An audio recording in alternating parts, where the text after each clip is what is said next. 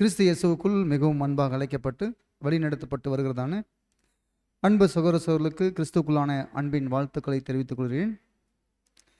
தேவனுடைய மிகுந்த இரக்கம் அவருடைய தயவுனாலும் கூட இந்நாள் வரையிலும் நம்மை ஜீவனோடு காத்து ஆவிக்கேற்ற ஆகாரத்தையும் தந்து கிருபியாக நம்மை போஷித்து வழிநடத்தி வருகிறார். அதற்காக கூட நம்முடைய ஆண்டவராக இயேசு கிறிஸ்து மூலமாக நம்முடைய தேவனுக்கு கோடான கோடி ஸ்தோத்திரங்களையும் நன்றிகளையும் கூட எடுத்துக்கொள்கிறேன். அன்புக்குரிய சகோதர சகோதரர்களே,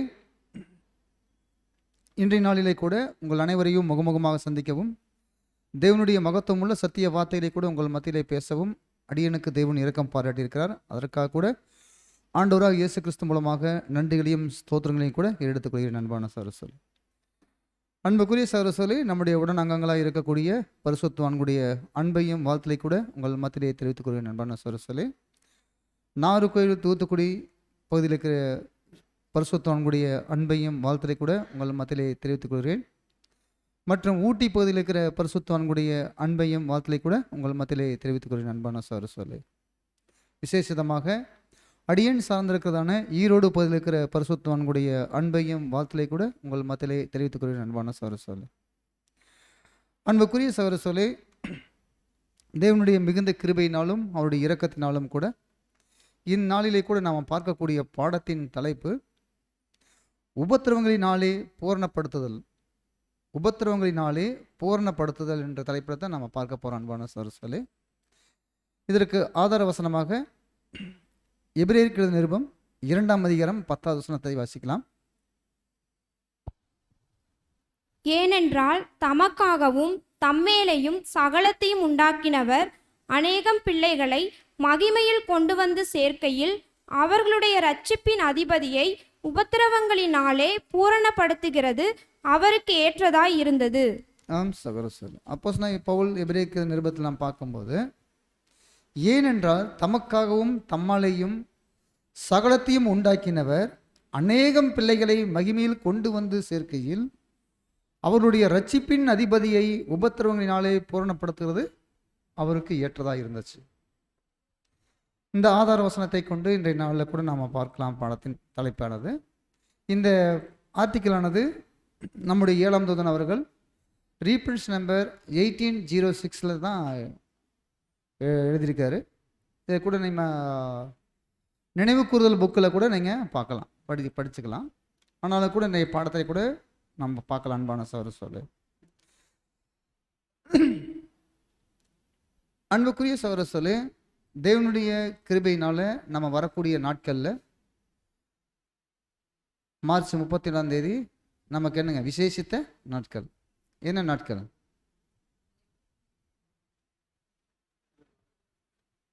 என்ன நாட்கள்?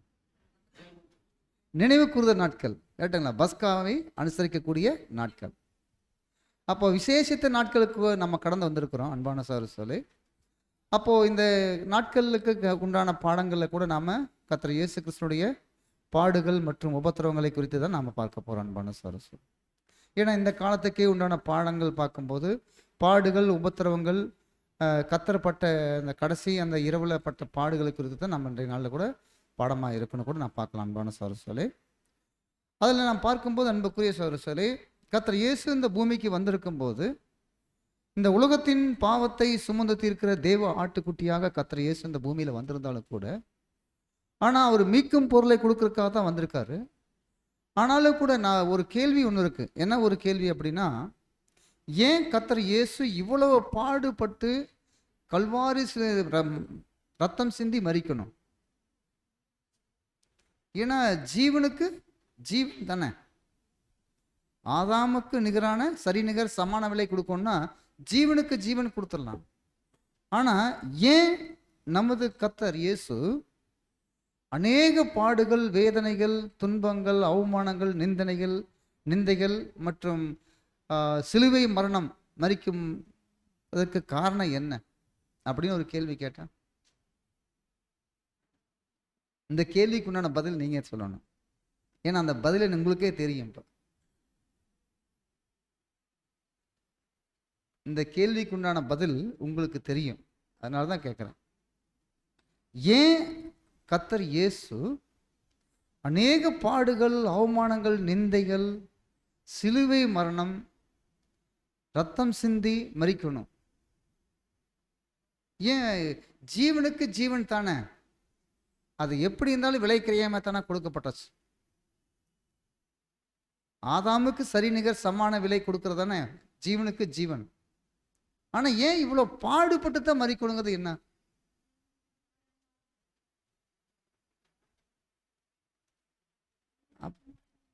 அப்படின்னா அன்பான சகோதரர்களே, நீங்க வாசிங்கள வசனம், அந்த வசனத்தை உள் வாங்கினீங்களா? அதாவது நாம ஒவ்வொரு வார்த்தையும் வசனத்தை படிக்கிறத மாத்திரமல்ல அன்பான சகோதரர்களே, அந்த வசனத்தில் இருக்கக்கூடிய உள்ளான கருத்து என்னத்தை எதை வச்சு பேசுறாரு. இந்த எபிரேயர் நிருபத்தில் எழுதக்கூடிய இந்த ஆசிரியர் எதை வச்சு அவர் பேசியிருக்கிறாரு அப்படின்னா, இந்த வசனத்தை திரும்ப வாசிங்க. ஏனென்றால்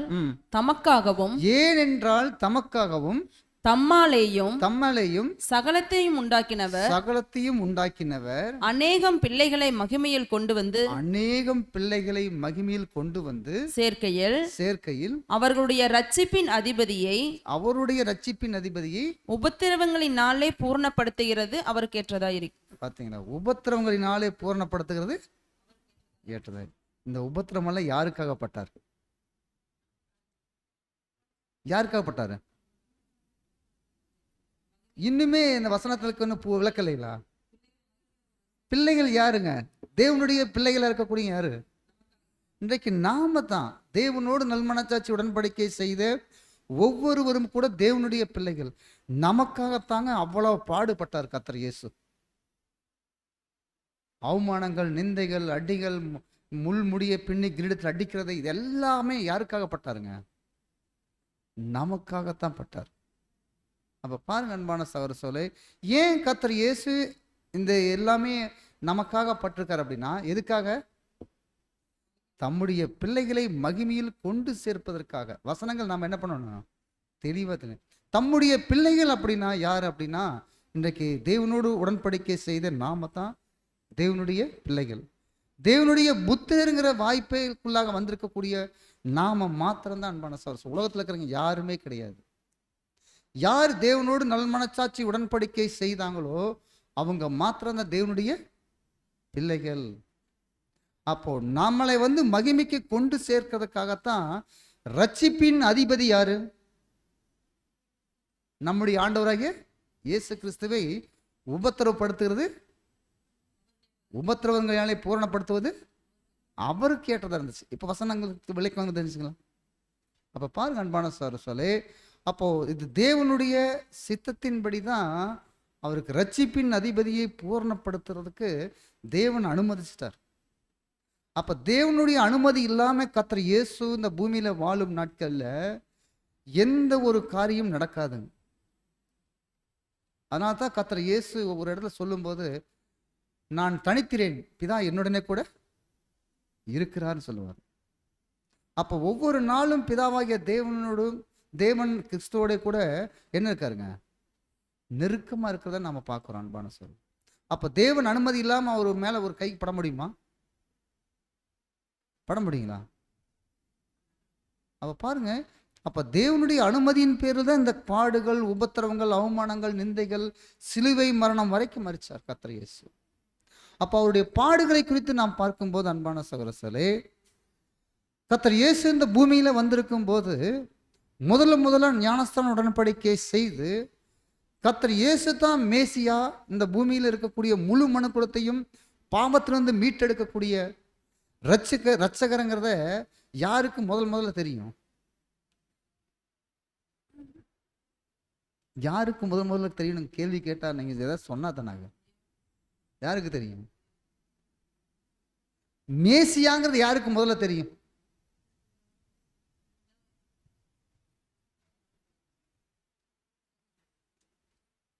மேசியாங்கிறது முதல்ல யார் கண்டுபிடிச்சா? யோவான் ஸ்நானகம் தானே சொன்னாரு. யோவான் ஸ்நானகம் தானே அவன் ஞானஸ்தானம் கொடுத்தாரு கர்த்தர் இயேசுவுக்கு. அப்ப யோவான் ஸ்நானகம் தானே ஃபர்ஸ்ட் சொன்னாரு. என்னன்னு? இதை உலகத்தின் பாவத்தை சுமந்து தீர்க்கிற தேவ ஆட்டுக்குட்டி. பைபிள்ல வசனம் வாசிக்கலாம், அங்க ஸ்கிரீன்ல இருக்காது, இங்க வாசிங்க. யோவான் எழுதின சுவிசேஷ புஸ்தகம் 1ஆம் அதிகாரம் 29வது வசனம் வாசிங்க. மறுநாளிலே யோவான் இயேசுவை தன்னிடத்தில் வரக்கண்டு, இதோ உலகத்தின் பாவத்தை சுமந்து தீர்க்கிற தேவ ஆட்டுக்குட்டி. ஆமா, மறுநாளிலே கர்த்தர் இயேசு யோவானிடத்துல வர கண்டு என்ன சொன்னாருங்க? இதோ உலகத்தின் பாவத்தை சுமந்து தீர்க்கிற தேவ ஆட்டுக்குட்டின்னு சொல்லி சாட்சி கொடுக்கிறாரு. அப்போ கர்த்தர் இயேசு பிதாவாகிய தேவனிடத்திலிருந்து வந்த ஞானஸ்தான உடன்படிக்கை எடுத்த உடனே முதல்ல கர்த்தர் இயேசு தான் மேசியாங்கிறத யாருக்கு சாட்சி கொடுக்குறா? யோவான் சாட்சி கொடுக்காரு. அப்ப இந்த சாட்சியே போதுமான சாட்சியா இருக்குமா கர்த்தருடைய வாழ்க்கையில?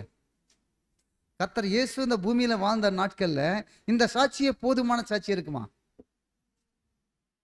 அப்படி ஒரு கேள்வி கேட்டா, இந்த சாட்சி கூட மேன்மையான ஒரு சாட்சி இருக்குன்னு கர்த்தர் சொல்லுவார். யோவான் ஸ்நானகன் சொன்ன சாட்சியை காட்டிலும் ஒரு மேன்மையான ஒரு சாட்சி இருக்குன்னு சொல்லுவார். வசனம் வாசிக்கலாம். யோவான் எழுதிய சுவிசேஷ புஸ்தகம் 5ஆம் அதிகாரம் 36வது வசனம் வாசிங்க. பைபிள் இருக்கு பாருங்க. கொஞ்சம் வேகமா வாசிங்கன்னா. யோவானுடைய சாட்சியை பார்க்கிலும் மேன்மையான சாட்சி எனக்கு உண்டு. யாரு சொல்றா? ஆண்டவராய் இயேசு சொல்றாரு, யோவானுடைய சாட்சியை காட்டிலும் எனக்கு ஒரு மேன்மையான ஒரு சாட்சி உண்டு. அது என்னவெனில் நான் நிறைவேற்றும்படிக்கு பிதாவானவர் எனக்கு கற்பித்ததும் நான் செய்து வருகிறதுமான கிரியைகளே பிதா என்னை அனுப்பினார் என்று என்னை குறித்து சாட்சி கொடுக்கிறது. பாத்தீங்களா? அப்போ பிதா எனக்கு கற்பித்ததும் நான் செய்து வருகிற கிரியிலே பிதா என்னை அனுப்பினார் என்பதை குறித்து சாட்சி கொடுக்குது. அப்போ யோவானுடைய சாட்சியை காட்டிலும் கர்த்தர் செய்த சாட்சியான வேலை எப்படிப்பட்ட வேலைங்க? இந்த பூமியில கர்த்தர் செய்த வேலை 3.5 வருட ஊழியங்கள் செய்தாரு. 33 வருடம் பூமியில் இருந்தாரு. அந்த ஊழிய காலங்களில் கர்த்தர் செய்த ஒவ்வொரு வேலையும் தேவன் கற்பிக்கப்பட்டதால செஞ்சார். தேவன் சொல்லி கொடுத்தார். கற்பித்ததுன்னு என்னங்க? டீச்சர்ஸ்ல இருக்காங்க நிறைய. நீங்க டீச்சர் சொல்லி கொடுத்தா தானே மாணவருக்கு தெரியும். அப்போ பிதாவாகிய தேவன் கற்றுக் கொடுக்குங்காட்டி தான் அதன்படி செய்தார் கர்த்தர் இயேசு பூமியில். அப்போ பிதா எனக்கு கற்பித்ததும் நான் செய்து வருகிற கிரியிலே என்னை கொடுத்து சாட்சி கொடுக்குது. அப்போ யோவான் ஸ்நானகனுடைய சாட்சியை காட்டிலும் மேன்மையான சாட்சி என்ன சாட்சிங்க? கர்த்தர் இயேசு செய்த கிரியைகள். அப்போ கர்த்தர் இயேசு இந்த பூமியில செய்த கிரியைகள் தான் அவர் எங்க கொண்டுட்டு போச்சு? பாடுகள், உபத்திரவங்கள், மரணம் வரை கொண்டு போச்சு. இது எல்லாமே எதுக்காக? இந்த பாடுகள், உபத்திரவங்கள்லாம் எதுக்காக அப்படின்னா நமக்காக தாங்க பட்டார் கர்த்தர் இயேசு. இன்றைக்கு நாம தேவனோடு உடன்படிக்கை செய்த நாம ஒவ்வொருவரும் கூட நாம கிறிஸ்துவோட கூட இணையணும், கிறிஸ்து இயேசுவோட ஒரு சரீர அங்கமா ஆகணும், கிறிஸ்து இயேசுவோட கூட ஆளுகையில் இருக்கணும். அப்படின்னா நாமளும் அந்த பாடுகளுக்குள்ள கடந்து போனா மாத்திரம்தான் நாம அங்கமாக முடியும். அதே போல பாடுகளுக்குள்ள கடந்து போனா மாத்திரம்தான் கிறிஸ்துவோட கூட ஆளுகை செய்ய முடியும். அப்ப பாடுகள், உபத்திரவங்கள் இல்லாம ஆளுகைக்குள்ள போக முடியுமா? முடியாது அன்பான சகோதரர். அப்போ கர்த்தர் இயேசு சொல்றாரு, பிதா எனக்கு கற்பித்ததும் அவருக்கு செய்து முடிக்கும்படியான கிரிகளை இதெல்லாம் செய்யுங்கன்னு கர்த்தர் பிதாவாகிய தேவன் சொல்லி கொடுத்துருக்காரு. அதனால தான் கர்த்தர் இயேசு இந்த பூமியில அவருடைய வாழ்க்கையின் நிறைவு நாட்கள்ல, அதாவது அந்த கடைசியால ஜெபம் ஏறெடுத்தார் பார்த்தீங்களா? கடைசியா கர்த்தர் இயேசு ஏறெடுத்த ஜெபம் என்ன இதுங்க? எத்தனாம் அதிகாரம்? என்ன பிரதர் கேள்வி மேல கேள்வி கேட்குறீங்க அப்படிங்கிற மாதிரி கேட்குறேன். அப்படித்தான் இருக்குங்க.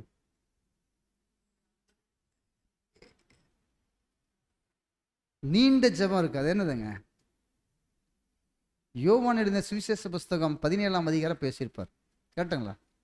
அப்ப யோவான் எழுதின சுவிசேஷ புஸ்தகம் 17ஆம் அதிகாரத்துல நாம் பார்க்கும்போது யோவான் 17:5 வாசிங்க. பிதாவே, உலகம் உண்டாகிறதற்கு முன்னமே உம்மிடத்தில் எனக்கு உண்டாயிருந்த மகிமையினாலே 4 வாசிச்சிட்டர் 4 பூமியிலே நான் உம்மை மகிமைப்படுத்தினேன். நான் செய்யும்படி நீர் எனக்கு நியமித்த கிரியையை செய்து முடித்தேன். பாத்தீங்களா? என்ன சொல்றாருங்க? பூமியிலே நான் உம்மை மகிமைப்படுத்தினேன். யார் சொல்றாரு? கர்த்தர் இயேசு சொல்றாரு, பூமியில நான் இருக்கும்போது அப்பா உங்களை நான் மகிமைப்படுத்தினேன். நீங்க எனக்கு நியமித்த கிரிகளை நான் என்ன பண்ணிட்டேன்? நியமித்த கிரிகளை செய்து முடித்த பினிஷ். இன்னும் அடுத்த நாள் தான் இருக்கு, அந்த ஒரே நாள் தான் இருக்கு. அப்போ பினிஷ் பண்ணிட்டார் அந்த கிரிகளை. இன்னும் ஏதாவது கிரியை நடக்குதா? இல்லை. அப்போ நான் நீங்க நியமித்த கிரிகளை செய்து முடித்தேன்னு சொல்றாரு. அப்போ கர்த்தர் இயேசு இந்த பூமியில வந்திருக்கும் போது இவ்வளோ பாடுபட்டு மரிக்கிறார் அப்படின்னா, நாம கூட பாடுபட்டா மாத்திரம்தான் நம்ம ஆளுகைக்குள்ள போக முடியும் அன்பான சகோதர சொல்லி. ஏன்னா இந்த பாடுகள், அவமானங்கள், நிந்தைகள் தேவன் அனுமதிப்பார், சும்மா வராதுங்க. இந்த பாடுகள், அவமானங்கள், நிந்தைகளை யார் அனுமதிப்பான்? அப்போ தேவனுக்கு நேசகுமாரனாக யார் ஒருவர் இருக்கிறாங்களோ அவங்களுக்கு தான் இந்த இவ்வளவு ஒரு பாடுகள், அவமானங்கள், நிந்தைகள், உபத்திரங்கள்லாம் வரும். தேவனுக்கு பிரியமா அங்கீகாரம் இல்லாதவங்களுக்கு வருமா? வராது. அப்போ பாருங்க அன்பான சகோதர சொல்லே, அப்போ நமக்கு தேவன் கொடுத்திருக்கக்கூடிய உன்னதமான ஆசீர்வாதம் அப்படிங்கும்போது, அப்போ இன்றைக்கு நாம தேவனோடு உடன்படிக்கை செய்த நாம் ஒவ்வொருவரும் கூட இன்றைக்கு நாம எப்படி கற்றுக்கொண்டு இருக்கிறோம்? நமக்கு யாரு போதகர்? பிதாவாகிய தேவன், கர்த்தர் இயேசு இருக்காரு இல்லைங்களா? அப்போ அவரிடத்துல நம்ம என்ன பண்றோம்? கற்றுக்கொண்டு இருக்கிறோம். அப்போ கற்றுக்கொள்ளும் போது வசனம் வாசிக்கலாம். யோவான் 6:45 வாசிங்க. எல்லாரும் தேவனாலே போதிக்கப்பட்டிருப்பார்கள் என்று தீர்க்கதரிசிகளின் ஆகமத்தில் எழுதியிருக்கிறதே. ஆகையால் பிதாவினிடத்தில் கேட்டு கற்றுக்கொள்ளுகிறவன் எவனும் என்னிடத்தில் வருகிறான். அப்ப பிதாவினிடத்தில் கேட்டு கற்றுக்கொள்ளுகிறவன் எவனும் யாரிடத்துல வர்றாங்க? என்னிடத்தில் வருகிறான். அப்ப இன்றைக்கு நம்ம 53 கிளாஸ் கேட்டு இந்த அழைப்புக்குள்ள வந்ததே தேவனுடைய கிருபை தான். ஏன்னா தேவன் நமக்கு கற்றுக் கொடுத்துருக்காரு. இதை கற்றுக் கொடுக்கங்காட்டித்தான் இந்த வாய்ப்புக்குள்ளேயே நம்ம வந்திருக்கிறோம். அதனால தான் கர்த்தர் இயேசுவை பின்பற்றோம்னு சொல்லி இந்த அழைப்புக்குள்ள என்ன பண்ணிக்கிறோம்? வந்திருக்கிறோம். அதனால தான் பிதாவினிடத்தில் கேட்டு கற்றுக்கொண்டு தான் என்னிடத்தில் வருகிறான். அப்போ இந்த இப்பேற்பட்ட அழைப்புக்குள்ள நம்ம வந்திருக்கும் போது அன்பான சகோதர சொல்லி, அப்போ வருகிற நாட்களிலே கூட நம்ம இந்த பஸ்கா பண்டிகைகளை நம்ம அனுசரிக்கிறோம் அப்படின்னா, இன்றைக்கு வருஷம் வருஷம் நம்ம அனுசரிச்சுட்டு இருக்கிறோமா இல்லைங்களா? அப்பம் மற்றும் திராட்சை ரசம். அப்போ இந்த அப்பம் மற்றும் திராட்சை ரசத்தை நாம் அனுசரிக்கும் போது, இதனுடைய ஆழமான சத்தியங்களை நாம் உள்வாங்கும் போது, அப்போ நாம் இன்றைக்கு இந்த அழைப்புக்குள்ள நாம் நிலைத்திருக்கிறோம் அப்படின்னா அது யாருனால? ஏன்னா நமக்கு வருஷம் வருஷம் நம்ம அந்த பஸ்காவை அனுசரிக்கும் போது நம்முடைய பாவங்கள் இல்லைன்னா சுத்திகரிக்கப்பட்டு நம்ம உடன்படிக்கையை புதுப்பிக்கப்படுறோம். அப்போ நம்ம புதிய ஜீவனுக்குள்ளாக கடந்து வர்றோம். அப்போ இதெல்லாம் நம்ம வருஷம் வருஷம் நம்ம செய்கிறோம். ஏன்னா பஸ்கா நினைவு கூறுதல்.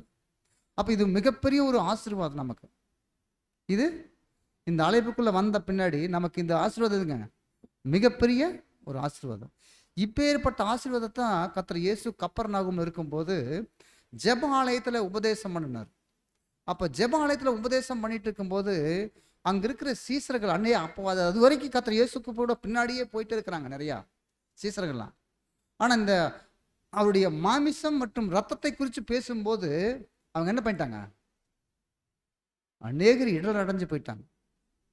ஏன்னா இது கடினமான உபதேசம். அப்போ வசனம் வாசிக்கலாம். யோவான் எழுதிய சுவிசேஷ புஸ்தகம் 6:56 வாசிங்க. 56 என் மாம்சத்தை புசித்து என் ரத்தத்தை பானம் பண்ணுகிறவன் என்னிலே நிலைத்திருக்கிறான், நானும் அவனிலே நிலைத்திருக்கிறேன். பார்த்தீங்களா? என் மாமிசத்தை புசித்து என் ரத்தத்தை பானம் பண்ணுகிற இடத்துல அவன் என்னில் நிலைத்திருக்கிறான், நானும் அவனுக்குள்ளாக நிலைத்திருக்கிறேன். அப்போ இன்றைக்கு நாம் இந்த அழைப்புக்குள்ளாக நாம் நிலைச்சிருக்கிறோம் அப்படின்னாவே நாம் என்ன காரணம்? இந்த பஸ்கா பண்டிகையில் நாம் கை வைக்கிறதுனால தான், பரிசுத்தமான பந்தியில் நம்ம கை வைத்து இருக்கிறதுனால தான் இப்பேற்பட்ட ஒரு ஆசீர்வாதத்துக்குள்ளாக நம்ம நிலைச்சு கடந்து போயிட்டு இருக்கிற அன்பான சகோதர.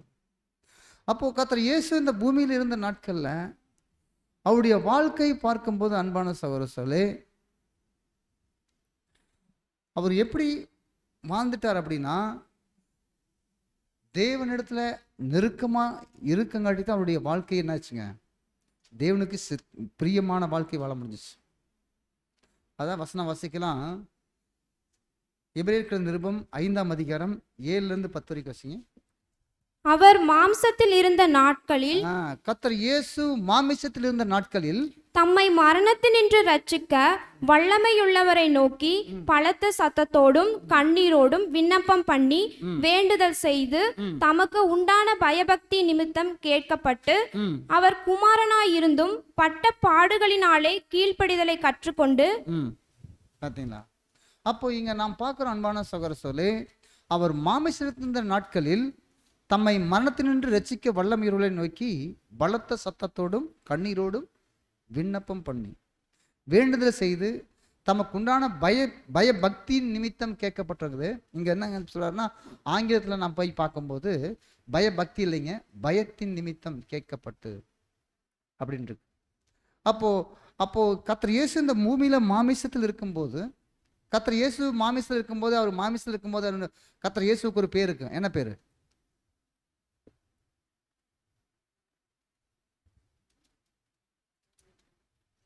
கர்த்தர் இயேசு கிறிஸ்துவுக்கு ஒரு பேருக்கு மாமிசத்தில் இருக்கும்போது என்ன சொல்றாங்க? மனுஷகுமாரன். கர்த்தர் இயேசு அடிக்கடி அந்த வார்த்தையை பயன்படுத்துவார். மனுஷகுமாரன் பல பாடுகள் படவும் கொல்லப்படவும் 3ஆம் நாள் உயிர்த்தெழுந்திருக்க வேண்டும் என்று உங்களுக்கு சொல்லுகிறேன்னு சொல்லுவார். அப்ப இந்த மனுஷகுமாரங்கிற வார்த்தை கர்த்தர் இயேசு அடிக்கடி என்ன பண்ணுவாருங்க, பயன்படுத்துவார். அப்போ கர்த்தர் இயேசு இந்த பூமியில மாமிசத்துல இருக்கும்போது, அப்போ தேவனிடத்துல பலத்த சத்தத்தோடு கண்ணீரோடு விண்ணப்பம் பண்ணி வேண்டுதல் செய்தார் கூட பார்க்கிறோம் அன்பான சார். அப்போ மாமிசத்தில் இருந்த நாட்களில் இன்றைக்கு நான் பார்க்கும்போது ஒரு 4 டாபிக்ல நான் பார்க்க போறேன் அன்பான சார் சொல்லி. இந்த இதுல கூட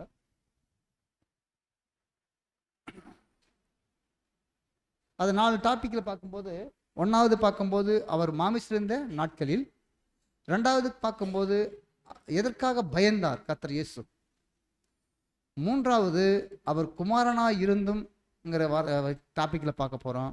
அவர் எந்த விதத்தில் பூரணராக்கப்பட்டார், அப்ப யாருக்கு அவர் நித்திய ரட்சிப்பை அடைவதற்கு காரணரானார். இந்த 5 டாபிக்லையும் பார்த்து தான் நாம முடிக்க போறோம் அன்பான சொல்றேன். அப்போ இந்த பாடத்தில் நான் பார்க்கும்போது கர்த்தர் இயேசு இந்த மாமிசத்தில் இருந்த நாட்கள்ல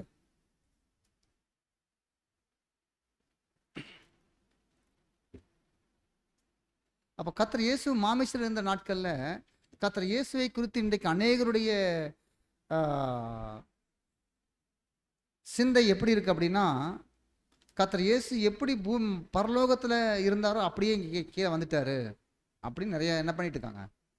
அதே போல பூமியில எப்படி மனுஷனா இருந்தாரோ இந்த மாமிச சரீரத்தில் அப்படி என்ன ஆயிட்டாருங்க, மகிமைக்கு போயிட்டாரு அப்படின்னு நினைச்சிட்டு இருக்கிறாங்க நிறைய. வசனம் அதுல சைடு வாசிங்க, அடுத்த சைடு போடுங்க. இல்ல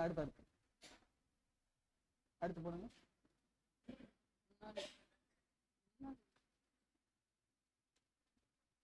அவருடைய மாமிசம் மகிமை அடைந்ததாகவும்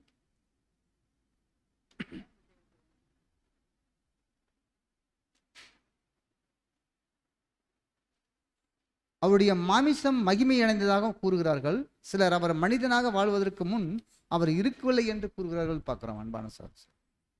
போட்டீங்களா? வாசிங்க. அவருடைய மாமிசம் மகிமை அடைந்ததாகவும் கூறுகிறார்கள் மற்றும் சிலர் அவர் மனிதனாக வாழ்வதற்கு முன் அவர் இருக்கவில்லை என்றும் கூறுகிறார்கள். பாத்தீங்களா? அப்போ மாமிசத்தில் இருந்த நாட்களில் அப்படின்னு பார்க்கும்போது இன்றைக்கு அநேகருடைய எண்ணம், அவருடைய சிந்தையெல்லாம் எப்படி இருக்கு அப்படின்னா, அவருடைய மாமிசம் மகிமை அடைஞ்சிச்சு. கர்த்தர் இயேசு என பரலோகத்துக்கு போகும்போது மாமிசத்தோட போக முடியுமா? மகிமையோடு போக முடியுமா? ஏன்னா பரலோகம் நமக்கு தெரியும், பரலோகத்துல மாமிசமும் ரத்தமும் தேவனுடைய ராஜ்யத்தில் பிரவேசிப்பதில்லை இருக்கா இல்லைங்களா? அப்போ இந்த மாமிச சரீரத்தோட பரலோகம் போக முடியுமா? ஆனா இன்னைக்கு அநேகர் என்ன நினைக்கிறாங்க, அப்படியே மாமிச சரீரத்திலேயே மகிமைக்கு போயிட்டாரு அப்படின்னு பார்க்குறாங்க. ஆனால் ம். இந்த கருத்துகளுக்கு மாறாதவைகளே அப்போஸ்தலனுடைய இந்த வாக்கியங்களின் குறிப்பாக சுட்டிக்காட்டுவது மட்டுமல்ல, ம். மற்ற வசனங்களிலும் உறுதியாக சொல்லப்படுகிறது. ம். ஆதலால் ம். பிள்ளைகள் மாம்சத்தையும் இரத்தத்தையும் உடையவர்களாய் இருக்க ம். அவரும் அவர்களைப் போல மாம்சத்தையும் இரத்தத்தையும் உடையவரானார். பார்த்தீங்களா? அப்ப பிள்ளைகள் மாமிசத்தையும் ரத்தத்தையும் உடையவராக இருக்க அவரும் மாமிசத்தையும் ரத்தத்தையும் உடையவரானார். அப்ப பிள்ளைகள் யாருங்க? இன்னைக்கு நாம தான்.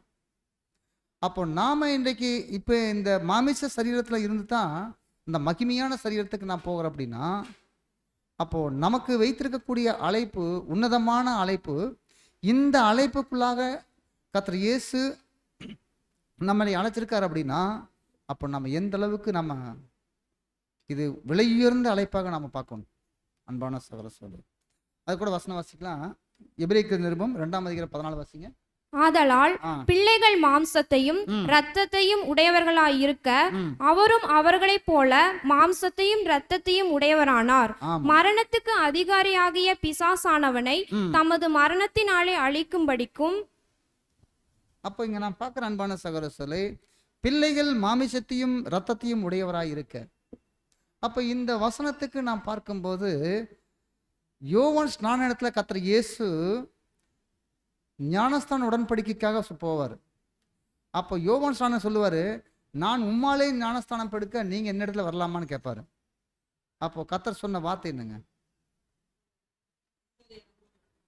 இப்போது இடம் கொடு, எல்லா நீதியும் நிறைவேறத்தக்கதாக இதை செய்யுங்க பாரு.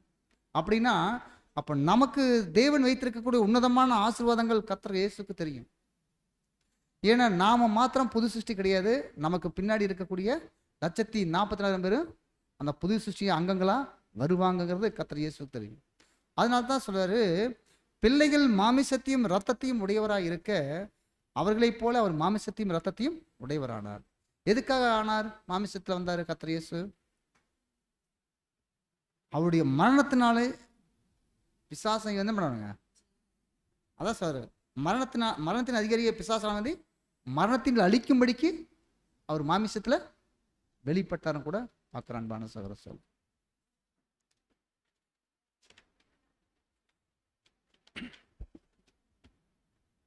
அப்போ கர்த்தர் இயேசு இந்த பூமியில் வந்திருக்கும் போது அன்பான சகோதர சொல்லி, அப்போ கர்த்தர் இயேசு நன்கு அவருக்கு தெரியும்.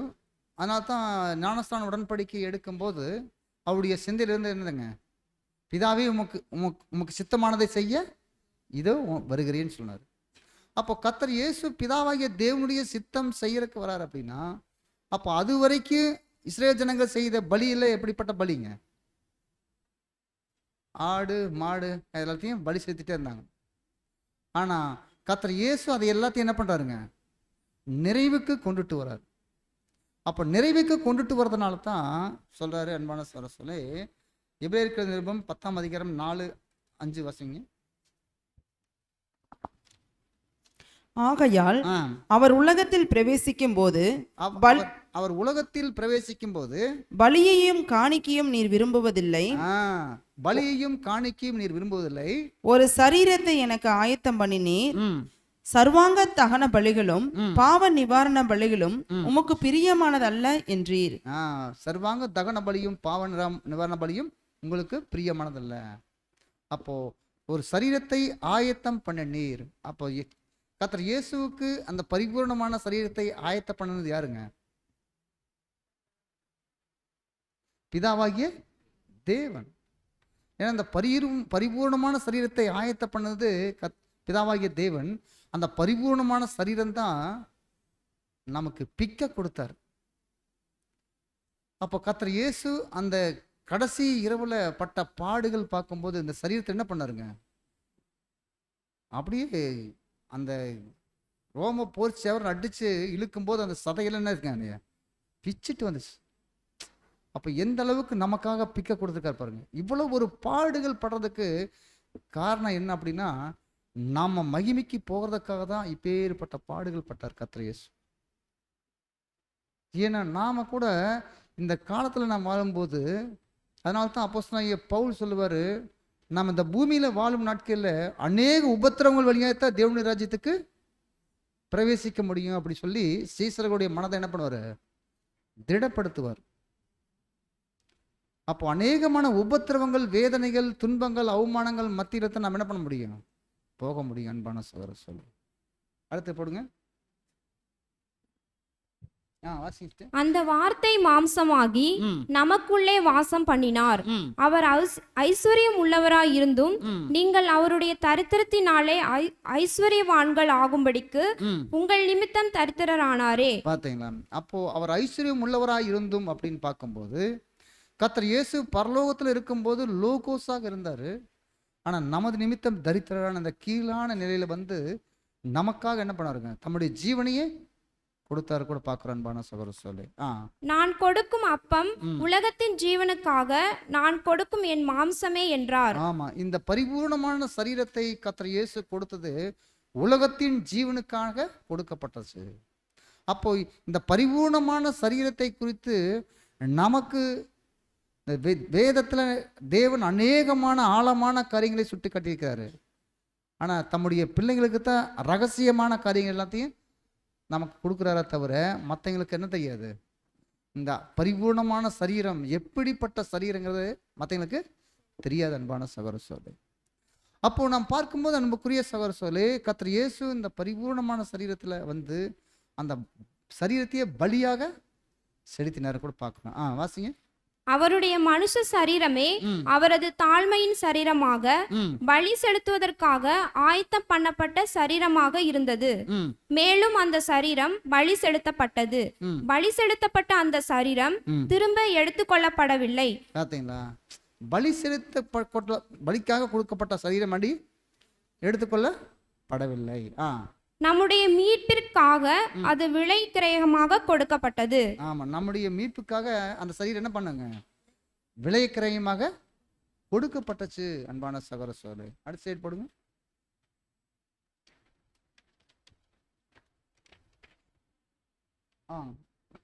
வாசிங்க. அவருடைய தாழ்த்தப்படுதலானது நித்தியமான தாழ்த்தப்படுதல் அல்ல. இயேசு இந்த பூமியில வந்திருந்தார் அப்படின்னா நித்தியமா இந்த பூமியில இருக்கிறதுக்காக வந்தாரா? அவருடைய தாழ்த்தப்படுதலானது எதுக்காக? நித்தியமா பூமியில இருக்கிறதுக்காக வந்தாரு? கிடையாது. மாறாக அதை தொடர்ந்து மகிமையான ஓர் உயர்த்தப்படுதலை அடைந்தார். திவ்ய சுவாபத்திற்கும் மற்றும் அச்சுவாபத்திற்கே உரிய மகிமையான சரீரத்திற்கும் உயர்த்தப்பட்டார். பாத்தீங்களா? அப்போ இந்த பூமியில அவர் தாழ்த்தப்பட்டது நித்தியமா இந்த பூமியில இருக்கிறதுக்காக கர்த்தர் இயேசு வரல. ஆனா ஒரு திவ்ய சுபாவத்தை காண உயர்ந்த நிலைக்கு கொண்டு போவதற்காக கர்த்தர் இயேசு என்ன பண்ணாருங்க? பூமிக்கு வந்தார் கூட பார்க்கிறோம். பிதாவினுடைய தன்மையின் சாயலானார். அவர் சேரக்கூடாத ஒளியில் வாசம் பண்ணுகிறவராக. கர்த்தர் இயேசு எப்படி இருக்காரு? பிதாவாகிய தன்மையின் சாயல் அப்படின்னா என்னங்க? சேரக்கூடாத ஒளியில் வாசம் பண்ணுகிறார்கள்.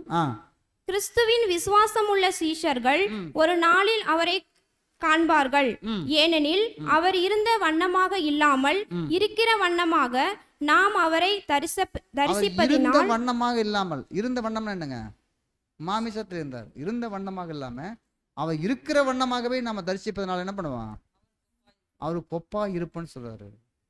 அப்போ அந்த அவர் இருக்கிற வண்ணமாகவே நம்ம தரிசிக்கிறதுனால அவர் கொப்பா இருப்போம். அப்படின்னா அன்பான சகோதர சோலை, இந்த மாமிச சரீரத்துல நாம கூட பாடுகள், உபத்திரவங்கள் பட்டு மறிக்கும் போது அந்த மகிமையான சரீரத்துக்குள்ளாக நாம கொண்டு போவோம் அன்பான சகோதர சோலை. அப்ப அந்த மகிமையான சரீரத்துக்குள்ள நாம் போகும்போது நமக்கு இமைப்பொழுது என்ன நடக்குங்க? மறுரூபம் ஆகப்படுவோம் அன்பான சகோதர சோலை. அடுத்து வருங்க.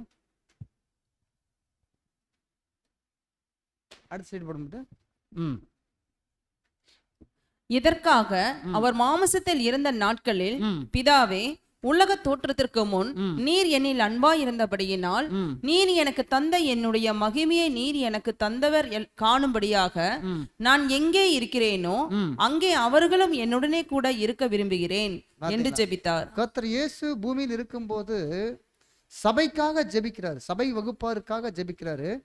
எப்படிப்பட்ட ஒரு ஜெபம் அப்படின்னா ஒரு தாழ்மையான ஜெபம் ஏறெடுக்கிறார்.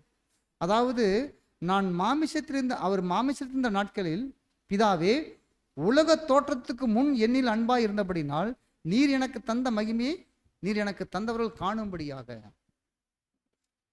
அவர்களும் என்னுடனே கூட இருக்கும்படி விரும்புகிறேன்னு சொல்றார். அப்போ கர்த்தர் இயேசுவோட கூட இருக்கிறதுக்கு தேவன் வைத்திருக்கக்கூடிய ஆசீர்வாதம் என்னங்க? 144,000 பேர். இந்த சபை வகுப்பார் தான் கிறிஸ்துவோடைய கூட உடன் அங்கங்களாக இருப்பாங்க. அப்போ அவங்களை குறித்து தான் கர்த்தர் இயேசு வேண்டுறார் அன்பான சகோதர சொல்லி. வாசிங்க. ஆயினும் அவர் மாற்றம் அடைந்திருந்தாலும் நம்முடைய ஆண்டவர் அதே இயேசுதான். ஏனெனில் இறங்குகிறவரே எல்லாவற்றையும் நிரம்பத்தக்கதாக எல்லா வானங்களுக்கு மேலாக உன்னதத்திற்கு ஏறுகிறவருமாய் இருக்கிறார் என்று அப்போஸ்தலர் கூறுகிறார். பார்த்தீங்களா? அப்போ இறங்கினவரே ஏறுகிறவருமா இருக்கார் என்று கூட நான் பார்க்குறேன் அன்பான சகோதர சொல்லி. அப்போ கர்த்தர் இயேசு மாமிசத்தில் இருந்த நாட்கள் அப்படின்னு பார்க்கும்போது எவ்வளோ நாள் இருந்தாரு? அவருடைய பாடுகள் எவ்வளவா அப்படின்னா 3.5 வருடம் தான் இருந்தார். 3.5 வருடம் அப்படின்னா அவருடைய உடன்படிக்கை செய்த நாட்கள் 3.5 வருடம். அந்த 3.5 வருடங்கள் இந்த குறுகிய காலம் இருந்தாலும் கூட அதில் பட்ட பாடுகள், அவமானங்கள், நிந்தைகள்லாம் அநேகம் பார்க்குறோம். கடுமையான சோதனைக்குள்ளாக போனார் கூட பார்க்குறேன் அன்பான சகோதர சொல்லு. அதில் கூட ஒரு வசனம் சரி போடுங்க. தேவனுடைய குமாரன் உண்மையில் மாமிசமானார் என்ற சைடு போடுங்க. பிதாவே, உலக தோற்றத்திற்கு முன் நீர் என்னில் அன்பாயிருந்தபடியினால் நீர் எனக்கு தந்த என்னுடைய மகிமையை நீர் எனக்கு தந்தவர்கள் காணும்படியாக நான் எங்கே இருக்கிறேனோ அங்கே அவர்களும் என்னோடு கூட இருக்க விரும்புகிறேன். அப்போ பாருங்க அன்பான சகோதர சொல்லு, இப்படி கர்த்தர் இயேசு ஜெபம் பண்ணார் கூட பார்க்குறோம். அப்போ இந்த சபைக்காக கூட கர்த்தர் இயேசு ஜெபம் பண்ணார் கூட பார்க்குறோம் அன்பான சகோதர சொல்லு. அப்போ கர்த்தர் இயேசு இந்த பூமியில இருக்கும்போது அவருடைய நாட்கள் எப்படி எவ்வளவு காலம் அப்படின்னு பார்க்கும்போது குறுகிய காலம். அதில் பாருங்க, தேவனுடைய குமாரன் உண்மையில் மாமிசமாறன் என்ற வசனத்தை நாம் ஆழ்ந்த நன்றியுள்ள இருதயத்தோடு ஏற்றுக்கொள்கிறோம். அப்போ கர்த்தர் இயேசு மாமிசத்துல வந்தார் அப்படிங்கறத நாம் என்ன பண்றோம்? ஆழ்ந்த நன்றியுள்ள இருதயத்தோடு நாம் ஏற்றுக்கொள்கிறோம். மேலும் மாமிசத்தில் உள்ள அவருடைய நாட்கள் எண்ணப்பட்டதாகவும் குறைவாக இருந்ததினால் நம் தேவனுக்கு நன்றி செலுத்துகிறோம். ஆமாம், கர்த்தர் இயேசுவுக்கு கொடுக்கப்பட்ட மாமிசத்தில் இருந்த நாட்கள் குறைவாக இருந்ததுனால தேவனுக்கு நாம் என்ன பண்ணணும்? நன்றி செலுத்துகிறோம். நம்மை போல அவருக்கும் குறைவான நாட்களும் முழு உபத்திரவத்தோடு காணப்பட்டது. ஆமா, குறைவான நாட்கள்ல முழுமையான உபத்திரவங்கள் அவருக்கு இருந்தது கூட நாம் பார்க்கிறோம் அன்பான சகோதர சகோதரி.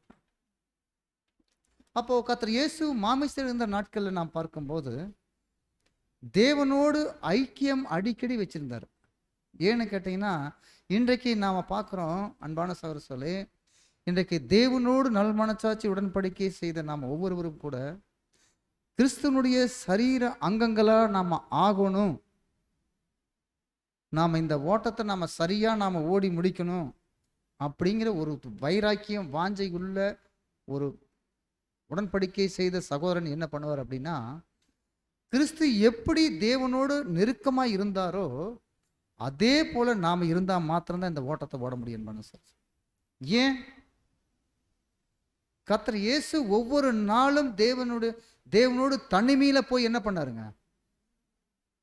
தனிமையில ஜெபம் பண்ணார். தனிமையில் அவருடைய இருதயத்தை ஓப்பன் பண்ணி எல்லா காரியத்தையும் தேவனிடத்துல சொன்னார். அது போல நாம எல்லா காரியத்தையும் நம்ம தேவ சமூகத்துல நாம சொல்லும் போது தான் நாம தேவன் அவருக்கு நமக்கு கிருபை காட்டுவார். அப்ப தேவனுடைய கிருபையினால தான் நாம இந்த பூமியில் நாம என்ன பண்ண முடியும்? ஜீவனோடு வாழ முடியும். தேவனுடைய கிருபை இல்லாம நாம ஜீவனோடு வாழவே முடியாது. ஆனா பரிபூர்ணருக்கே அந்த கிருபை தான் தேவன் கொடுத்தார். அப்படிங்கும் போது நமக்கு நாம் அபூர்ணர்கள். நாம இன்றைக்கு நாம் பார்க்கும்போது காணியாட்சிக்கு புறம்பான புறஜாதிகள். ஆனால் நாம் இப்பேற்பட்ட ஒரு அழைப்புக்குள்ளே வந்திருக்கிறோம் அப்படின்னா, இந்த அழைப்பினுடைய நோக்கத்தை சரியாக புரிஞ்சுக்கிறீங்க தான் கிறிஸ்துவோட மாதிரியே நாம் அந்த பூமியில் வாழணுங்கிற வைராக்கியம் இருக்கு அன்பான சகோதரர். அதான் பாருங்க, கர்த்தர் இயேசு இந்த பூமியில் இருந்த நாட்கள் எப்படி இருந்திருக்காரு பாருங்க. மாமிச இருந்த நாட்கள்ல வசனம் வாசிங்க. அதுல மேல வாசிங்க. தேவனுடைய அதுல அடுத்து விசேஷமாக பலியின் வேலையை செய்வதற்காக அவர் உடன்படிக்கை பண்ணின பின் வந்த நாட்களானது. பாத்தீங்களா? பலியின் வேலை செய்யறதுக்காக உடன்படிக்கை செய்த நான் வந்த நாட்கள் இருந்து வேதனைகளும் ஏமாற்றங்களும் துயரங்களும் உள்ள நாட்களாக காணப்பட்டது. எப்போ கர்த்தர் இயேசு யோர்தான்ல ஞானஸ்தான உடன்படிக்கை செய்தாரோ அந்த நாட்கள் முழுவதும், அந்த நாட்கள் இருந்து ஸ்டார்ட் ஆச்சு. எது வரைக்கும்? கல்வாரி சிலுவையில் மரிக்கும் வரைக்கும் அந்த ஸ்டார்ட் ஆச்சு. வேதனைகளும் ஏமாற்றங்களும் துன்பங்களும் துயரங்களும் பாடுகளும் தான் இருந்துச்சு அவருக்குள்ள, அவரோட வாழ்க்கையில். அங்கேயே ஸ்டார்ட் ஆயிடுச்சு.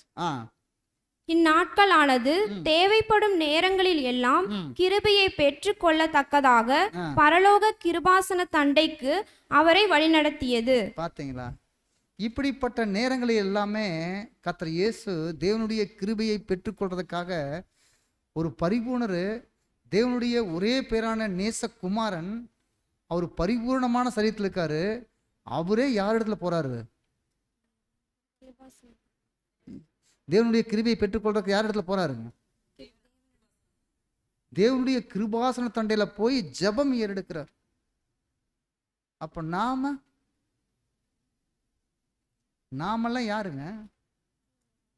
அப்போ நாம ஒவ்வொரு நாளும் இந்த சோதனை நாட்கள் மத்தியில் நாம் வாழ்ந்துட்டு இருக்கிறோம். எப்படிப்பட்ட சோதனை அன்பான சகோதர சொல்லி, இந்த பஸ்கா காலங்களே நமக்கு எப்படிப்பட்ட சோதனை? இந்த 3 மாதங்களுக்கு கடுமையான ஒரு சோதனை நாட்கள் நாம் வாழ்ந்துட்டு இருக்கிறோம். இந்த கடுமையான சோதனை நாட்கள் தான் சாத்தான் எவனை விழுங்கலாமோ என்று வகைத்தோடி சுட்டி திரிகிறான். அன்பான சகோதர சொல்லி, நம்ம ஜெபங்கள் நமக்கு தனிப்பட்ட முறையில் ஜெபம் ஏறெடுக்கணும். ஒவ்வொருவருடைய வாழ்க்கையிலையும் நம்மளுடைய வாழ்க்கையில் தனிப்பட்ட முறையில் தேவனோடு நாம் என்ன இருக்கணும்? ஜெபம் ஏறெடுக்கணும். அப்படி தனிப்பட்ட முறையில் ஒருவர் ஜெபம் ஏறெடுக்கிறாரு, வேத வசனங்களை ஆராய்ந்து பார்க்குறாரு, தேவ சமூகத்தில் அடிக்கடி நெருங்குறாரு அப்படின்னா அவருடைய ஓட்டமே எப்படி இருக்குங்க? துரிதமான ஓட்டம் இருக்கு. அன்பான சகோதர சொல்லி, அதான் சொல்றாரு, கர்த்தர் இயேசு கூட தேவனுடைய கிருபையை பெற்றுக்கொள்றதுக்காக என்ன பண்றாருங்க? கிருபாசன தண்டைக்கு அடிக்கடி போறாரு. பாருங்க, கர்த்தர் இயேசு கூட ஒலிவு மலைக்கு போய் ஜெபம் பண்றதுக்கு போனாருங்க. அதே போல கெத்செமனேல கூட கூட்டிட்டு போறாங்க. அந்த 2 பேரை தனியாக கூட்டிட்டு போறாரு. ஆனா அந்த 2 பேரையும் கூட கொஞ்சம் தூரம் வச்சு விட்டுட்டு மணி தனிமையா என்ன பண்றாருங்க? ஜெபம் பண்றதுக்கு. அப்ப 3 பேரா போயிருக்கலாம்ல. ஏன்னா தனிப்பட்ட ஜெபங்கள் மிக மிக அவசியம். அன்பான சகோதரர், நம்முடைய வாழ்க்கையில கூட தனிப்பட்ட ஜெபங்கள் அடிக்கடி நம்ம ஜெபம் பண்றது தேவனிடத்துல நம்ம கிட்டி சேர்றதுக்கு ரொம்ப ஒரு ஆசீர்வாதமான ஒரு, ஏன்னா அவருடைய கிருபாசன தண்டையில போய் தேவனுடைய கிருபையை பெற்றுக்கொள்றதுக்கு ஒரு ஸ்லாக்கி நமக்கு மாத்திரம் தாங்க கொடுத்துருக்காரு. இந்த ஸ்லாக்கி யாருக்குமே இல்லைங்க. இந்த பூமியில கோடிக்கணக்கில் ஜனங்கள் இருக்கலாம், பெரிய பெரிய ஐஸ்வரன்கள் இருக்கலாம். ஆனா தேவனிடத்துல போய் நம்ம நெருங்கி உரையாடுறதுக்கு, தேவனுடைய ஆசீர்வாதத்தை பெற்றுக்கொள்றதுக்கு, கிருபையை பெற்றுக்கொள்றதுக்கு யாருக்கு மட்டும்தான் உரிமை இருக்கு? யாருக்கு மட்டும் இருக்குங்க? தேவனுடைய பிள்ளைகளாகி நமக்கு மாத்திரம்தான் அந்த உரிமை கொடுத்துருக்காரு. அன்பான சார், அப்ப பாருங்க, கர்த்தர் இயேசு மாதிரியவே நம்ம இந்த பூமியில வாழணும்னா என்ன பண்ணணும்? ஜெபங்கள் நமக்கு ஐக்கியம் இருக்கணும். அடுத்து பாருங்க, ஊழியத்தின் விறுவிறுப்பான பகல் பொழுது நிறைவடைந்தவுடன் உடனே பாருங்க, பகல் முழுவதும் ஊழியம் செய்வார் கர்த்தர் இயேசு. ஜனங்கள் மத்தியில அநேக அற்புதங்கள் அடையாளங்கள் செய்வார். மரித்தோரை எழுப்புவார், வியாதி உலகளை சுஸ்தப்படுத்துவார். அநேக விறுவிறுப்பான கிரிகள் போயிட்டு இருக்க, நடந்துட்டு இருக்கு. இது முடிச்சோடனே எங்க போயிடுவாரு? தனிமையா போயிடுவார். வாசிங்க. ஜெபத்திற்கான இடத்தை தேடுவது நம்முடைய ஆண்டவரின் வழக்கமாக இருந்தது. வழக்கம்னா என்னங்க? இது ஒரு நாள் செய்யற வேலை. அது பழக்க வழக்கம்னு ஒன்று வரும் பார்த்தீங்களா? அதானுங்க பழக்க வழக்கம். அப்படின்னா இப்போ நமக்கு தெரியும், என்ன ரொம்ப செல்போனை பார்த்துட்டே இருக்கிறத பழக்கமா வழக்கமாங்க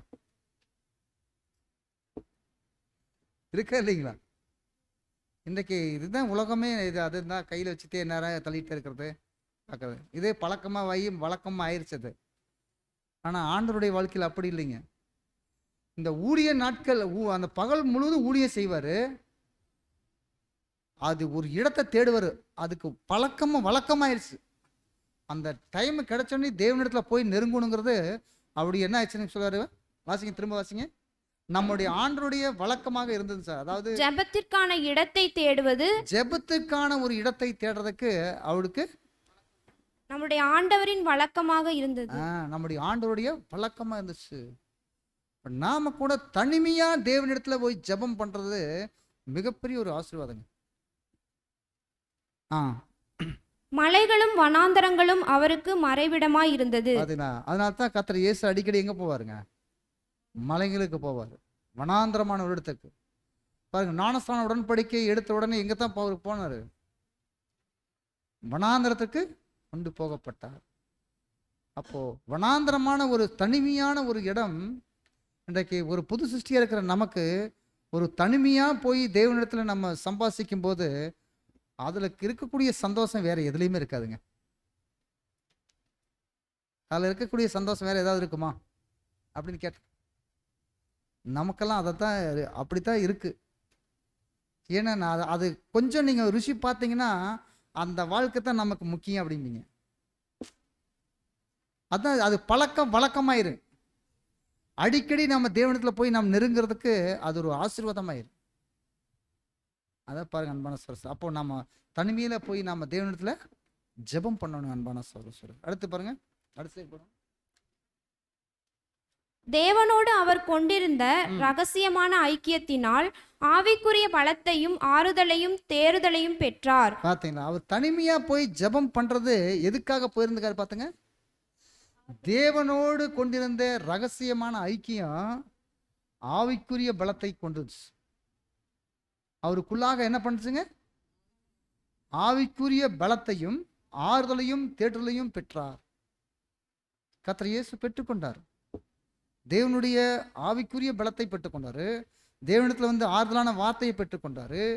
அவருடைய தேற்றுதலான வார்த்தையை பெற்றுக்கொண்டாரு. இதெல்லாமே பெற்றுக்கொண்டார்கள் பார்க்கிறேன் சார். விலையேற பெற்ற தொடர்பு கொள்ளக்கூடிய இப்படிப்பட்ட தருணங்களில் அவர் வேறு யாரிடமும் திறக்க முடியாத தம்முடைய இருதயத்தை தந்தையிடம் முழுமையாக திறந்தார். பாத்தீங்களா? இப்படிப்பட்ட ஒரு விலையேற பெற்ற இந்த தொடர்பு யாரிடத்திலேயே சொல்ல முடியாத காரியத்தை எல்லாத்தையும் யாரிடத்த சொல்லிடுவாரு? யாரிடத்தையும் சொல்ல முடியாத காரியத்தை யாரிடத்துல சொல்லிடுவாரு? தந்தையாகிய பிதாவாகிய தேவனிடத்துல சொல்லிடுவாரு. அதைத்தாங்க நாம கூட தேவனுடைய பிள்ளைகளுங்க. அப்போ நம்முடைய வாழ்க்கையில நமக்கு அநேக பாவங்கள் இருக்கு. மறைமுகமான பாவங்கள் நமக்கு நிறைய இருக்கா இல்லைங்களா? பாவம் இல்லை என்பவமானால் என்ன ஆயிருமா? பொய்யன்னு சொல்லிடுவாரு. அப்போ நம்முடைய மறைமுகமான பாவங்கள் இருக்கு, நமக்குள்ள இருக்க குற்ற உணர்வுகள் இருக்கு. இது எல்லாத்தையும் தேவ சமூகத்துல போய் நம்ம சொல்லி அதை நம்ம அதுல இருந்து விடுதலை ஆகணும் அப்படின்னா சொன்னா மாத்திரம்தான் விடுதலை ஆக முடியும். அப்ப இதெல்லாம் நம்ம ஒரு விலையேற பெற்ற ஒரு தொடர்பு.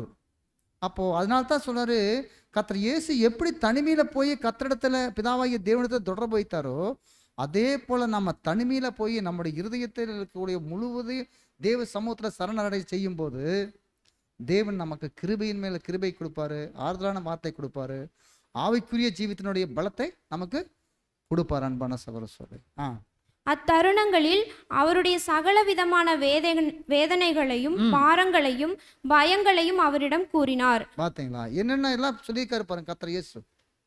அத்தருணங்களில் என்ன பண்ணாரு? அவருடைய சகல விதமான வேதனைகள், அவருக்கு உண்டான பாரங்கள், அவருக்குள்ள இருக்கக்கூடிய பயங்கள், இது எல்லாத்தையும் என்ன பண்ணிட்டாருங்க? பிதாவாகிய தேவனிடத்துல சொன்னாரு. மற்றும் அத்தருணங்களில் பிதாவாகிய தேவன் அவருடைய அன்பான அங்கீகரிப்பையும், இது எல்லாம் சொன்ன பின்னாடி பிதாவாகிய தேவன் என்ன பண்ணாருங்க? அத்தருணங்கள்ல பிதாவாகிய தேவன் அவருடைய அன்பான அங்கீகரிப்பையும் ஆதரிக்கும் அவருடைய தம் கிருபையும் கொடுத்து அவருக்கு வெளிப்படுத்தினார். அப்போ பிதாவாகிய தேவன் அவருக்கு கூட அந்த அன்பான ஒரு அங்கீகரிப்பு கொடுக்குறாரு, கிருபை கொடுக்குறாரு. அப்போ நாம கூட இந்த தனிப்பட்ட முறையில் நாம தேவனிடத்துல போய் ஜெபங்கள் ஏறெடுக்கும் போது தான் இப்படிப்பட்ட ஒரு ஆசீர்வாதத்தை நாம பெற்றுக்கொள்ள முடியும். அன்பான சகோதரர், அப்போ மாமிசத்திலிருந்த நாட்கள்ல அவர் பலத்த சத்தத்தோடும் கண்ணீரோடும் விண்ணப்பம் பண்ணார் அப்படின்னா அவர் கையில் இருக்கக்கூடிய பொறுப்பு மிக உயர்ந்த பொறுப்பு. கர்த்தர் இயேசுவுக்கு எடுத்து வைத்திருந்த பொறுப்பு என்னங்க? மிக உயர்ந்த பொறுப்பு. ஆனால் அப்பேற்பட்ட பொறுப்புக்காகத்தான் கர்த்தர் இயேசு பலத்த சத்தத்தோடு கண்ணீரோடு கூட விண்ணப்பம் பார்க்குறோம். அடுத்த டாப்பிக்கில் நான் பார்க்குறோம் அன்பான சொல்றது, எதற்காக கர்த்தர் இயேசு இந்த பூமியில் இருக்கும்போது மாமிச நாட்களில் பயந்தார்? எதுக்காக பயந்தாரு? கர்த்தர் இயேசு பயப்படுவாரா? கர்த்தர் இயேசு பயப்படுவாரா அப்படின்னு ஒரு கேள்வி கேட்டேன். பயப்பட மாட்டாரு, கேட்டா இல்லைங்களா? கர்த்தர் இயேசு பயந்தாரா பயப்படலையா அப்படின்னு ஒரு கேள்வி கேட்டா, பயந்தாரா பயப்படலையா? பயந்தார். அடுத்த ஸ்லைட் போடுங்க. என்ன, நம்முடைய ஆண்டவர் பயந்தாரா என்று சிலர் ஆச்சரியப்பட்டு கேட்கலாம். பாத்தீங்களா? நம்முடைய ஆண்டவர் பயந்தாரா அப்படின்னு சொல்லி ஆச்சரியப்பட்டு கேட்கலாம். ஆமா, கர்த்தர் இயேசு பயந்தார்.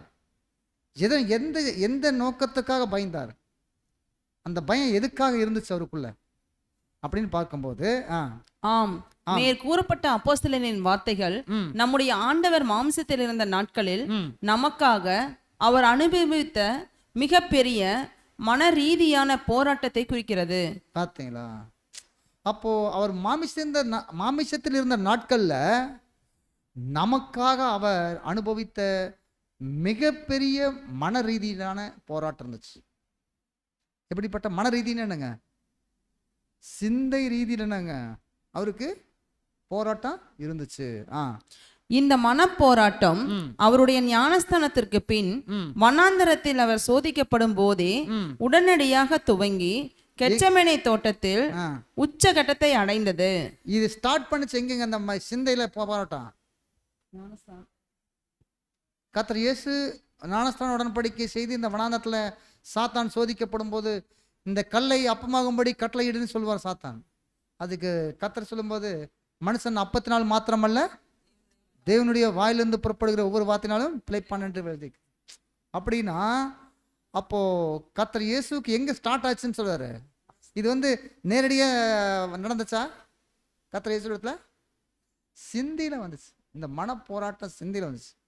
இந்த சிந்தியில வந்த இந்த போராட்டம் எது வரைக்கும் இருக்கு? கல்வாரி சிலுவையில மரிக்கும் வரைக்கும் இருந்துச்சு. அநேகமாக கெச்சமேனேயிலே தான் இதுவரையிலும் இல்லாத அளவுக்கு பலத்த சத்தத்தோடும் கண்ணீரோடும் விண்ணப்பம் பண்ணி வேண்டுதல் செய்து தமக்கு உண்டான பயபக்தியின் நிமித்தம் கேட்கப்பட்டார். பார்த்தீங்கன்னா அந்த கெச்சமேனேயில நான் பார்க்கும்போது எப்படி ஜெபம் பண்ணறேன்னா, வசனம் வாசிக்கலாம். மத்தேயு பைபிள் வாசிங்க. மத்தேயு 26ஆம் அதிகாரம் 36, 38, 39. அப்பொழுது இயேசு அவர்களுடனே கெச்சமனே எண்ணப்பட்ட இடத்திற்கு வந்து சீசர்களை நோக்கி, நான் அங்கே போய் ஜெபம் பண்ணும் அளவும் நீங்கள் இங்கே உட்கார்ந்திருங்கள் என்று சொல்லி தனிமையா போறாரு. கர்த்தர் இயேசு ஜெபம் பண்றதுக்காக தனிமையா போறாரு. நான் அங்கே ஜெபம் பண்ணும் பொழுது இங்க என்ன பண்ணுங்க, உட்கார்ந்துருங்கன்னு சொல்லிட்டு போறாரு. பேதுருவையும் செபதேயுவின் குமாரர் இருவரையும் கூட்டிக் கொண்டு போய் துக்கமடையவும் வியாகுலப்படவும் தொடங்கினார். அப்பொழுது அவர், என் ஆத்துமா மரணத்திற்கு ஏதுவான துக்கம் கொண்டிருக்கிறது. கர்த்தர் சொல்றாரு, என்னுடைய ஆத்துமா மரணத்துக்கு ஏதுவான துக்கம் கொண்டிருக்கு. அப்ப எந்த அளவுக்கு அவருக்குள்ள துக்கம் இருந்திருக்கு, பாடுகள் உபத்திரவங்கள் எந்த அளவுக்கு இருந்திருக்கு. என்னுடைய ஆத்துமா மரணத்துக்கு ஏதுவான துக்கம் கொண்டிருக்குன்னு சொல்றாரு.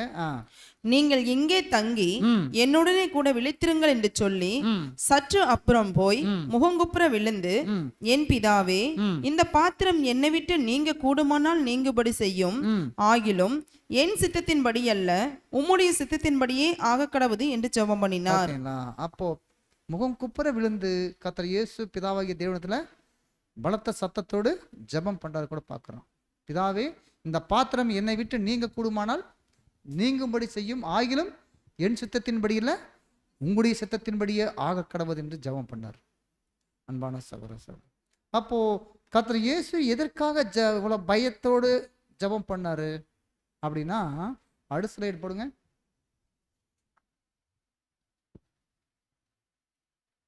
அடுத்து போடுங்க.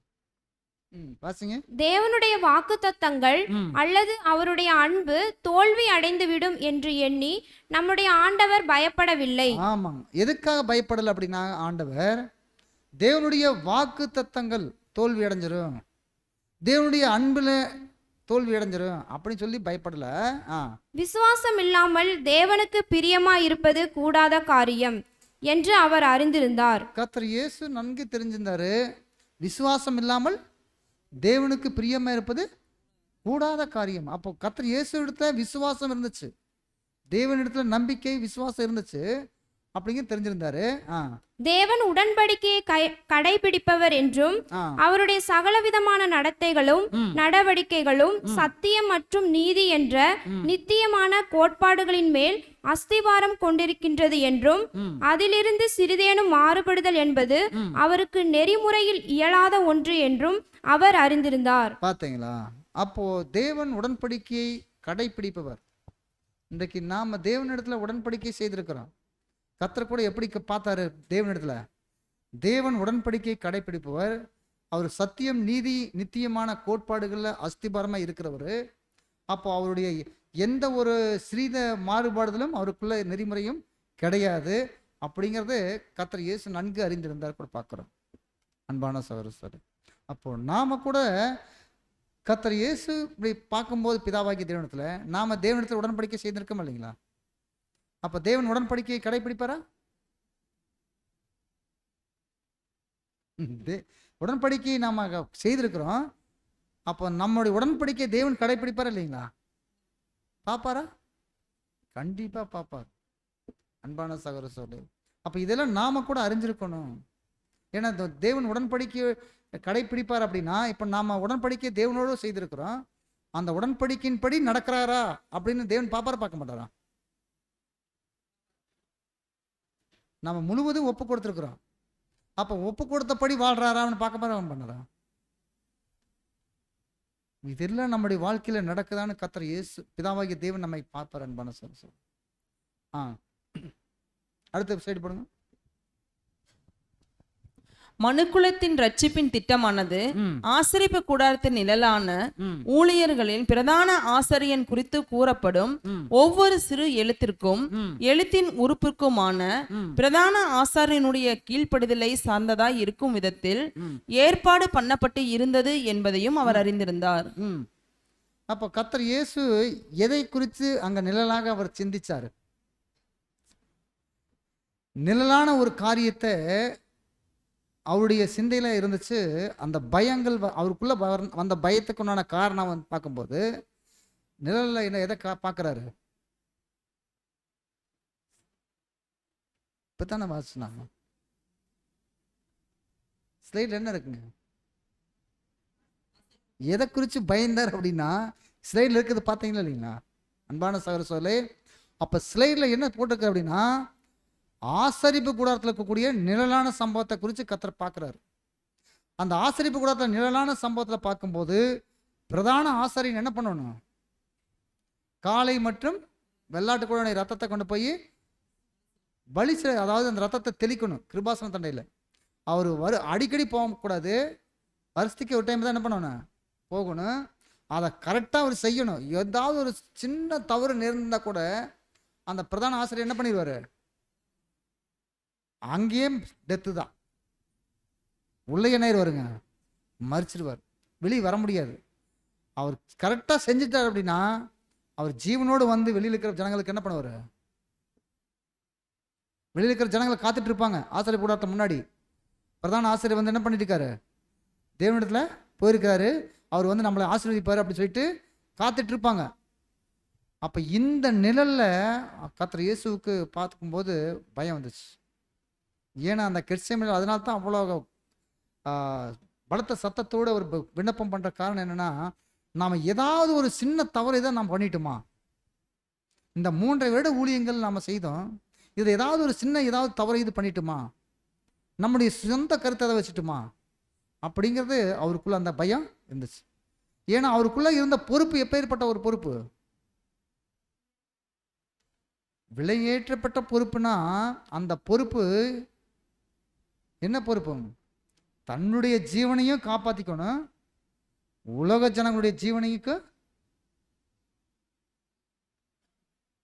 ஜீவனுக்கு ஆசீர்வாதத்துக்கான வெளியே வரணும்.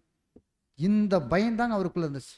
அதான் பாருங்க, அதனால்தான் சிறு எழுத்து கூட பிழை இல்லாம செய்யணுங்கிறாரு. வசனம் வாசிக்கலாம். மத்தேயு 5ஆம் அதிகாரம் 18ஆவது வசனத்தை வாசிக்கும் போது நம்முடைய ஆண்டவர் இயேசு இந்த நியாயப்பிரமாணத்தினுடைய எழுத்தை குறித்து பேசுறாரு பாருங்க. வானமும் பூமியும் ஒளிந்து போனாலும் நியாய பிரமாணத்தில் உள்ளதெல்லாம் நிறைவேறும் அளவும் அதில் ஒரு சிறு எழுத்தாகிலும் ஒரு எழுத்தின் உறுப்பாகிலும் ஒளிந்து போகாது என்று மெய்யாகவே உங்களுக்கு சொல்லுகிறேன். பாத்தீங்களா, ஒரு எழுத்தின் உறுப்பாயிலும் ஒளிந்து போகாது என்று மெய்யாகவே உங்களுக்கு சொல்லுகிறேன். அப்போ அந்த எழுத்தினுடைய உறுப்பு அப்படின்னா எப்படி இருக்குங்க? இப்படி போட்டாவே அது என்ன, அது உறுப்பு. அப்போ அது ஒளிந்து போகாது அப்படின்னா அந்த சிறு பிழைகள் கூட இல்லாத அளவுக்கு நான் அவர் செஞ்சிருக்காரா அப்படிங்க பார்க்குறாரு. அன்பான சகோதரர், அடுத்த சைடு போடுங்க. ஆசரிப்பு கூடார நிழல்கள். அந்த பலிகள் செலுத்தப்படுவது மட்டுமல்ல, துல்லியமாய் குறிப்பிடப்பட்டுள்ளபடியே பலிகள் ஏறெடுக்கப்பட வேண்டும். நிழலான பிரதான ஆசாரியனாகிய ஆரோன் பலி செலுத்துவதற்காக கட்டளைகளுக்கு ஏற்ப செய்ய தவறி இருந்தால் அல்லது கட்டளைகளில் ஏதேனும் அம்சத்தை அவர் மறந்து அல்லது தவிர்த்திருந்தால் அல்லது அவருடைய சொந்த கருத்துக்களை அதில் பொருத்தி இருந்தால் அவர் கிருபாசனத்தின் மேல் இத்தகைய அபூர்ணமான பலியின் இரத்தத்தை தெளிப்பதற்கு அனுமதிக்கப்பட மாட்டார். அவருடைய பலி அங்கீகரிக்கப்பட்டு இருந்திருக்காது. அவர் மரித்திருப்பார் மற்றும் ஜனங்களை ஆசீர்வதிப்பதற்கு அவர் ஒருபோதும் வெளியே வந்திருக்கவும் முடியாது. பாத்தீங்களா, இந்த சிந்தை தாங்க கர்த்தருக்கு இயேசுவுக்கு இருந்துச்சு. ஏன்னா இந்த ஆசரிப்பு கூடார நிழல்ல பார்க்கும்போது இந்த பிரதான ஆசாரியன் உள்ள போறாரு, அந்த ரத்தத்தை எடுத்துட்டு போறாரு. அந்த ரத்தத்தை எடுத்துட்டு போய் அவர் தெளிக்கிறதுக்கு போகும்போது அவர் சின்ன ஒரு தவறு பண்ணியிருந்தா கூட தேவன் அதை அங்கீகரிப்பாரா? அங்கீகரிக்க மாட்டார். அதான் சொல்றாரு, அவருக்குள்ள எந்த ஒரு அவர் பலி செலுத்துவதற்கான கட்டளைகளை கேட்ப செய்ய தவறி இருந்தா, கட்டளை ஏதேனும் ஒரு அம்சத்தை அவர் மறந்திருந்தார்னு வச்சுக்க, தேவனுடைய கட்டளையில ஏதாவது ஒரு அம்சத்தை என்ன பண்ணாருங்க மறந்திருந்தா, சொந்த கருத்துக்குள்ள கொண்டு போய் வச்சிருந்தாருன்னு வச்சுக்க, ஏதாவது அதான் சொல்றாரு, இது சொந்த கருத்துக்கள் அதில் பொருத்தி இருந்தாருன்னா இந்த கிருபாசனத்துல மேல போய் அத்தகைய அபூர்ணமான பலியின் ரத்தத்தை தெளிப்பதற்கு தேவன் என்ன பண்ண மாட்டாரு? அனுமதிக்க மாட்டார். அதே போல அவருடைய பலி அங்கீகரிக்கப்படாது. அவர் என்ன பண்ணியிருப்பாரு? மரிச்சிருப்பாருங்க. வெளியே வரவே முடியாது. ஜனங்களை ஆசீர்வதிக்க இது தாங்க அந்த நிழல்ல இருக்கக்கூடிய சம்பவத்தை கர்த்தர் இயேசுனுடைய சிந்தையில் இருந்துச்சு. அதனால தான் கர்த்தர் இயேசு எதுக்கு பயந்தாரு? ஏன்னா இது விலையேறப்பட்ட ஒரு பொறுப்பு அவர் மேல இருக்குது. அன்பான சகோதர சகோதரி, அப்போ அடிக்கடி போக முடியுமா? ஆசிரியர் உள்ள போக முடியுமா? அடிக்கடி போகக்கூடாது. வசனம் வாசிக்கலாம். லேவியராகமம் 16:2-3 வசனம். கிருபாசனத்தின் மேல் ஒரு மேகத்தில் நான் காணப்படுவேன். தேவன் சொல்றாரு, நான் கிருபாசனத்தின் மேல் ஒரு மேகத்தில் நான் காணப்படுவேன். ஆதலால் உன் சகோதரனாகிய ஆரோன் சாகாதபடி பரிசுத்த ஸ்தலத்திலே திரைக்கு உட்புறத்தில் இருக்கிற பெட்டியின் மேலுள்ள கிருபாசன மூடிக்கு முன்பாக சகல வேளையிலும் வர வேண்டாம் என்று அவனுக்கு சொல். பாத்தீங்களா, சகல வேளையிலும் வர வேண்டாம் என்று அவனுக்கு சொல். எல்லா நேரங்களையும் என்ன பண்ணக்கூடாது? எதுக்கா? மகா பரிசுத்த ஸ்தலத்துக்குள்ளாக போகக்கூடாது. ஆரோன் பரிசுத்த ஸ்தலத்திற்குள் பிரவேசிக்க வேண்டிய விதமாவது, அவன் ஒரு காளையை பாவ நிவாரண பலியாகவும் ஒரு ஆட்டுக்கடாவை சர்வாங்க தகன பலியாகவும் செலுத்தி பிரவேசிக்க வேண்டும். ஆமா, ஒரு காளையை பாவ நிவாரண பலியாக செலுத்தணும். அடுத்து ஒரு ஆட்டுக்கு சர்வாங்க தகன பலியாக செலுத்தி அப்பதான் என்ன பண்ணணும்? அங்க போகணும். அப்ப இது அந்த கட்டளையின்படி அங்க நடக்கணும். அன்பான சகோதர சகோதரி, அடுத்த சைடு போடுங்க. மீட்பின் மிகப்பெரிய வேலையை மேற்கொள்ளுவதினால் பிரதான ஆசாரியர் இம்முழு மனுக்குலத்தின் ஜீவன் மற்றும் மரணத்தின் பிரச்சனைகளை மட்டும் தம்மேல் சுமந்து கொள்ளாமல் நம் விஷயத்தை கூட அவர் பொறுப்பேற்றிருந்தார். அடையாளமாக பேச வேண்டுமெனில் பார்த்தீங்களா, இதுக்கு அடையாளமா பேசணும் அப்படின்னா, அதாவது நிழல்ல பார்க்கும்போது பிரதான ஆசிரியர் இந்த முழு மனக்குத்தினுடைய ஜீவன் மற்றும் மரணத்தின் பிரச்சனை மட்டுமல்ல, அவருடைய ஜீவனுக்கு என்னாங்க, அவருடைய ஜீவனுக்கு பாதகமாகிறது கூட பார்க்குறான் அன்பான சார். ஏன்னா அவருடைய ஜீவன் கூட என்னாங்க, அவர் சரியா செஞ்சிருந்தா தான் அவரும் ஜீவனோட வர முடியும், முழு மனக்குலத்தையும் ஆசீர்வதிக்க முடியும். அப்ப இது காரியத்தை குறித்து என்ன சொல்றாரு அப்படின்னா, வாசிங்க. அடையாளமாக பேச வேண்டுமெனில் அவருடைய சொந்த வாழ்க்கையையும் அவருடைய கரங்களில் எடுத்துக்கொண்டார். இப்படிப்பட்ட கனமான பொறுப்புகளை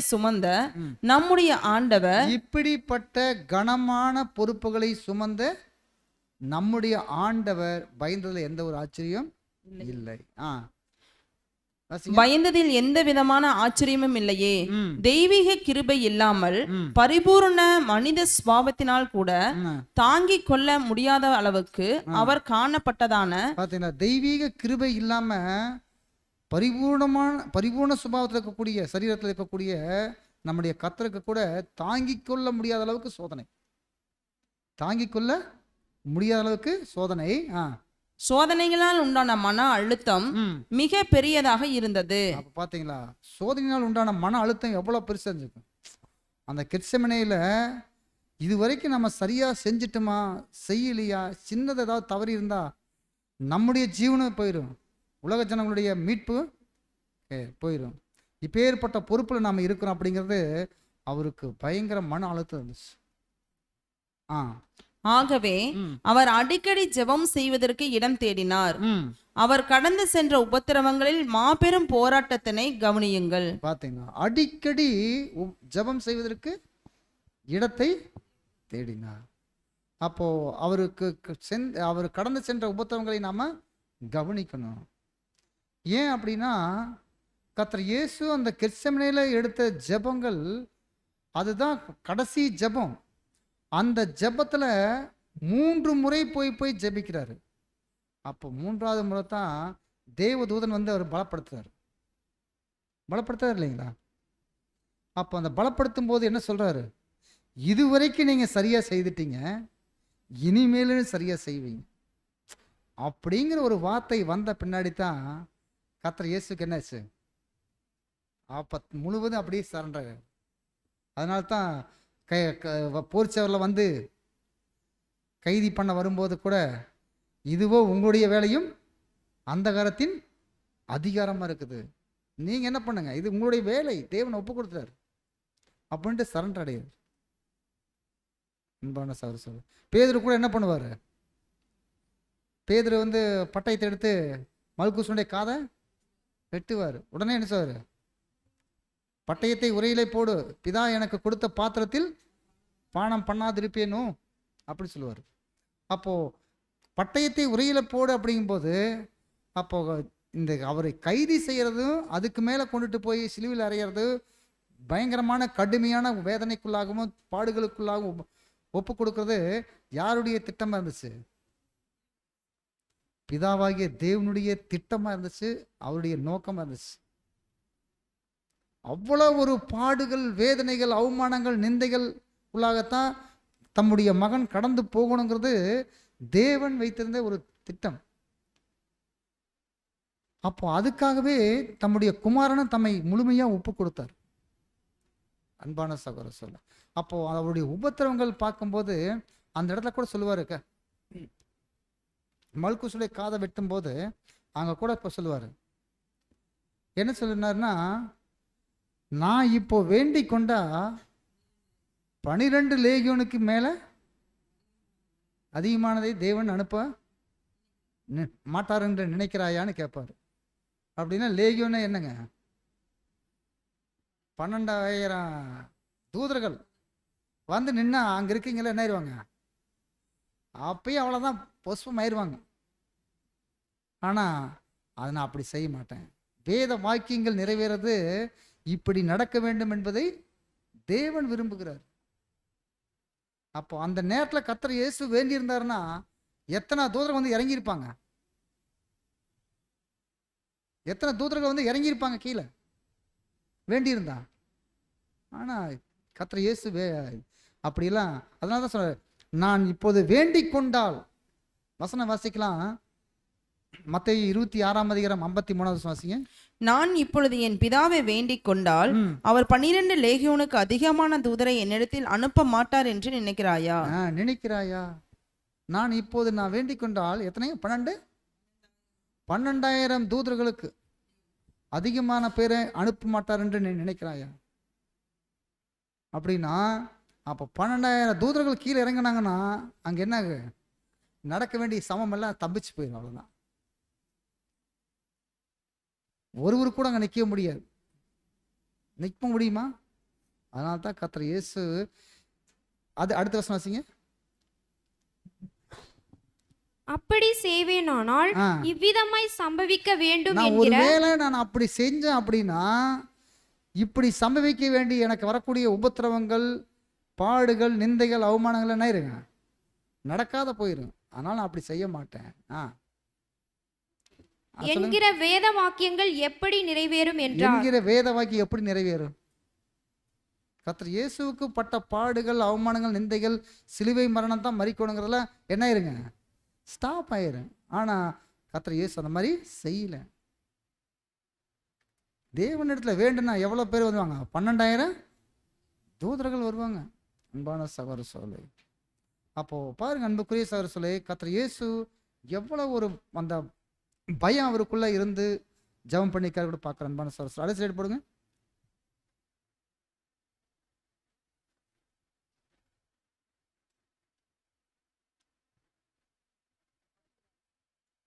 பாவிகளால் தமக்கு விரோதமாக செய்யப்பட்ட விபரீதங்கள் அவர் ரட்சிக்கும்படி வந்தவர்கள் வெளிப்படுத்தின கீழ்த்தரமான நன்றியின்மையை சிந்தித்து பாருங்கள். மேலும் அவருடைய வறுமையையும் நண்பர்களின் இழப்பையும் அவருடைய சோர்வுகளையும் களைப்புகளையும் உழைப்புகளையும் வீடற்ற நிலையையும் அவருக்கான கசப்புள்ள மற்றும் கடுமை தணியாத உபத்திரவங்களையும் இறுதியாக அவர் காட்டி கொடுக்கப்பட்டதையும் அவரது மரண வேதனையையும் சிந்தியுங்கள். கண்டிப்பாக இந்த சூழ்நிலைகளின் கீழ் துன்பத்தை தாங்கி சகிப்பதற்கான சோதனைகளும் மற்றும் வழியின் பிரமாணத்திற்கு முழுமையாக கீழ்ப்படிவதற்குமான சோதனைகளுமே அவர் அனுபவித்த உச்சகட்ட சோதனைகளாய் இருந்தது. ஆமா, கர்த்தர் இயேசு அனுபவித்த உச்சகட்ட சோதனைகளா இருக்கு அன்பான சரசு. அந்த கெத்செமனேல பட்ட பாடுகள் பார்க்குற அன்பான சரசு. அடுத்த சைடு படுங்க. ஆசாரியனான அங்கீகரிக்கப்பட்டதான தக்கதான பலியை செலுத்துவதற்குரிய நம் பணி முழுவதின் விஷயத்திலும் குறைவு ஏற்பட்டால் இளைப்பாறுதலுக்குள் பிரவேசிப்பதற்கு அவருக்கு கொடுக்கப்பட்ட வாக்குத்தத்தங்கள் மற்றும் ஒப்புறுதல் வாக்குதலின் நாளை தொடர்ந்து வரும் மகிமை நிழலாய் போய்விடுமோ என்று அவர் பயந்திருந்தார். ஆகையால் அவருடைய இளைப்பாறுதலில் பிரவேசிப்பதற்கு ஏதுவான வாக்குத்தத்தம் நமக்கு உண்டாயிருக்க உங்களில் ஒருவனும் அதை அடையாமல் பின்வாங்கி போனவனாக காணப்படாதபடி பயந்திருக்க கடவோம் என்று அப்போஸ்தலர் கூறுகிறார். பார்த்தீங்களா? அப்போ அப்போஸ்தலர் இங்க சொல்லக்கூடிய வார்த்தை பார்க்கும்போது அவருடைய இளைப்பாறுதலை பிரவேசிப்பதற்கு ஏதுவான வாக்குத்தத்தம் நமக்குண்டாயிருக்க உங்களில் ஒருவனும் அதை அடையாமல் பின்வாங்கி போனவனாக காணப்படாதபடிக்கு பயந்திருக்க கடவோம். அப்போ கர்த்தர் இயேசு எவ்வளவு பயந்திருந்தாரோ இந்த பயம் நமக்குள்ள இருக்கணும் இல்லைங்களா? நமக்கு பயம் இருக்கணும் இல்லைங்களா? நமக்கு பயம் இருக்கணும். நாம் உடன்படிக்கை நம்ம சரியாக செய்கிறோமா?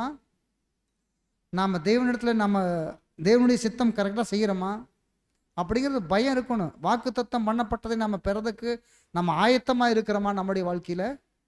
இதெல்லாம் நமக்குள்ள பயம் இருக்கணும். பயம் எதுக்கெல்லாம் பயப்படணுமோ அதுக்கெல்லாம் பயப்படுறது கிடையாது நாம். ஆனால் எதுக்கெல்லாம் பயப்படக்கூடாதோ அதற்கெல்லாம் பயப்படுறது நம்முடைய வாழ்க்கை அப்படித்தான் இருக்கு. அப்படித்தானே? ஏன்னா நாம் இந்த பூமிக்கு உண்டானது நாம் பயப்படவே தேவையில்லை.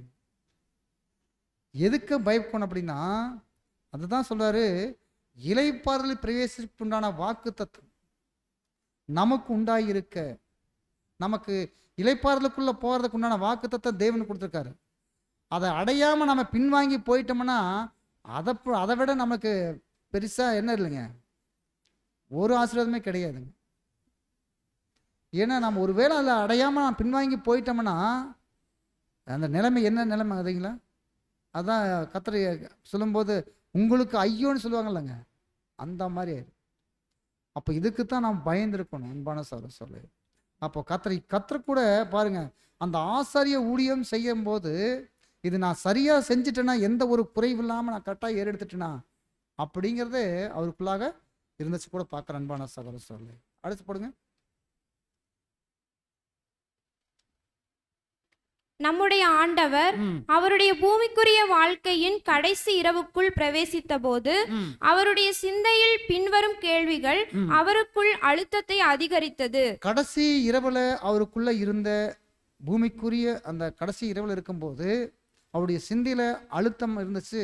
என்ன அப்படின்னா தேவனுடைய சித்தத்திற்கு ஏற்றவாறு ம். அனைத்தையும் துல்லியமாக இதுவரையில் நான் நிறைவேற்றியுள்ளேனா? தேவனுடைய சித்தத்தை நான் துல்லியமான நிறைவேற்றிட்டேனா? கர்த்தர் இயேசுனுடைய சிந்தையினுடைய அழுத்தம் எந்த அளவுக்கு இருந்திருக்கு பாருங்க. நான் தேவனுடைய சித்தத்தை நான் இதுவரைக்கும் நான் துல்லியமா நிறைவேற்றிட்டேனா? மேலும் இப்பொழுது நான் படப்போகும் துன்பம் பற்றி ஆ. முழுக்க அறிந்த நிலையில் என்னால் கசப்பான பாத்திரத்தின் அடிவண்டல் வரையிலும் பானம் பண்ணிட முடியுமா? இந்த இரவு முடிஞ்ச, அதாவது அந்த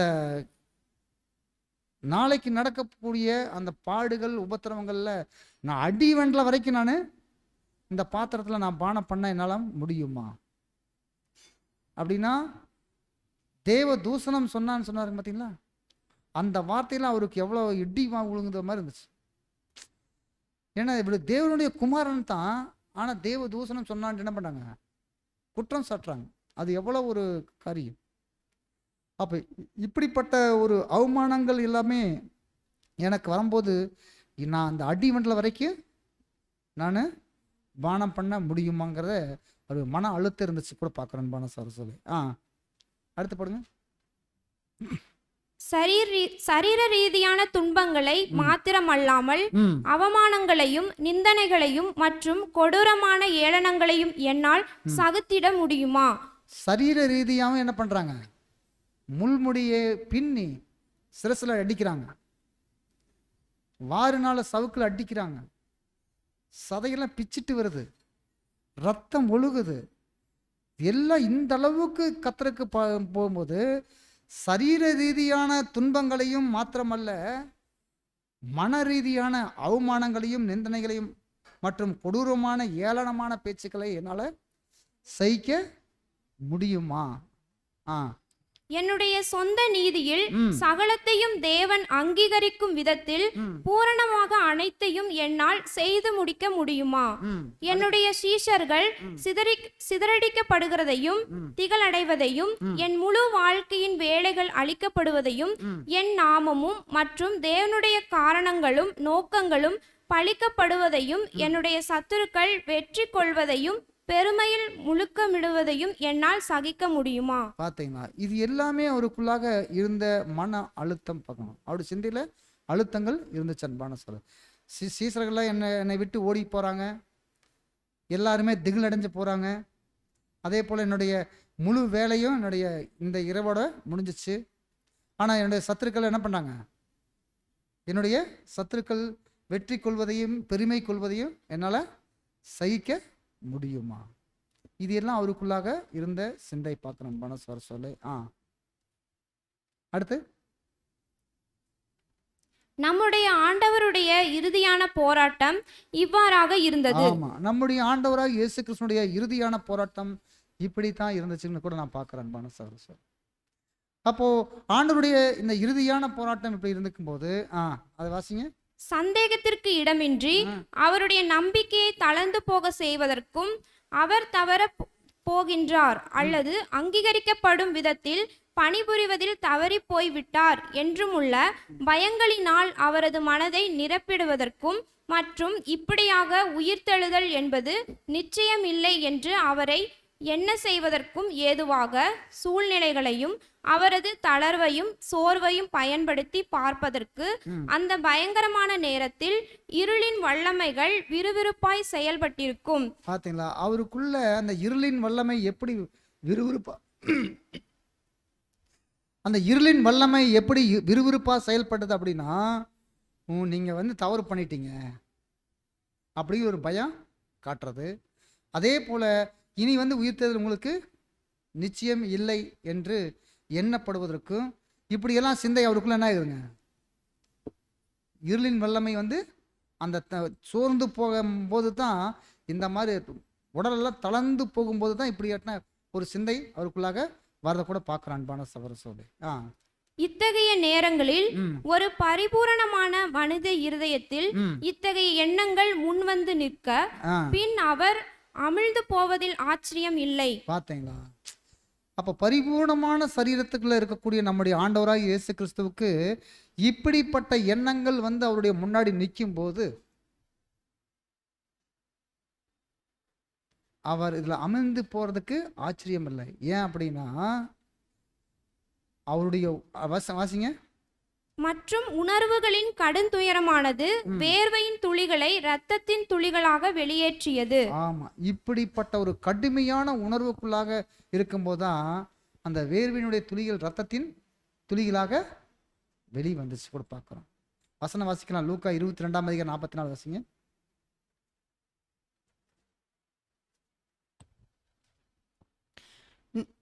லூக்கா 22:46. நீங்கள் நித்திரை பண்ணுகிறது என்ன?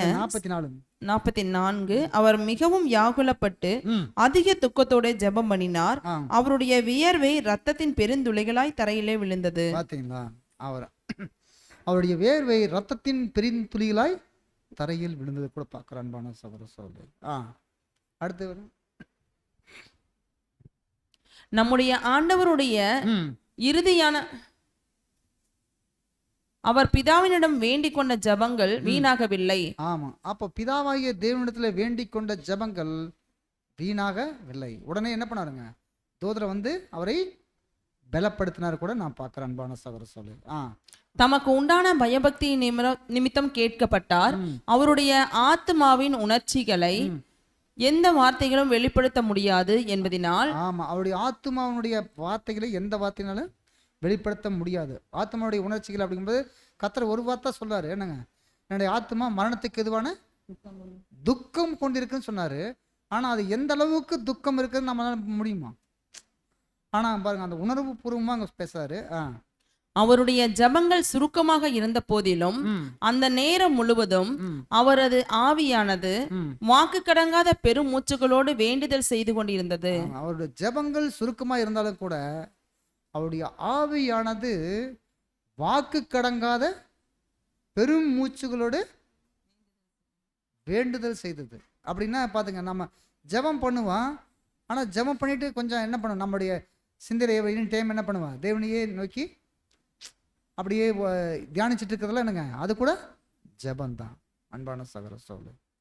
அடுத்த ஸ்லைட் போடுங்க. ஆண்டவரின் சார்பில் இருந்த ஒரு பயம் பாவமாக இருக்கவில்லை. ஆமா, ஆண்டவருக்கு இருந்த பயமானது, இந்த கெத்செமனேல இருந்த பயமானது இது ஒரு பாவம் கிடையாது. இது பாவம்னு என்ன பண்ணாங்க, பயம் அப்படிங்கிறது பாவம் அப்படின்னு நினைச்சிடக்கூடாது. அது அவருடைய அடிசுவடைகளில் நடக்க முயற்சிக்கிறவர்களாகிய நாம் கொண்டிருக்க வேண்டும் என்று சொல்லப்படுகிற பயமே ஆகும். ஆமா, அப்போ கர்த்தர் இயேசுடைய அடிச்சுவடை பின்பற்றக்கூடிய நாம கர்த்தர் இயேசுவுக்கு எப்படிப்பட்ட பயம் இருந்துச்சோ அதே போல நமக்கு கூட என்ன அந்த பயம் இருக்கணும் அப்படிங்கிறது. ஏன்னா அந்த பயம் இருந்தா தான் நம்முடைய ஓட்டம் எப்படி இருக்குங்க, துரிதமா இருக்கும்.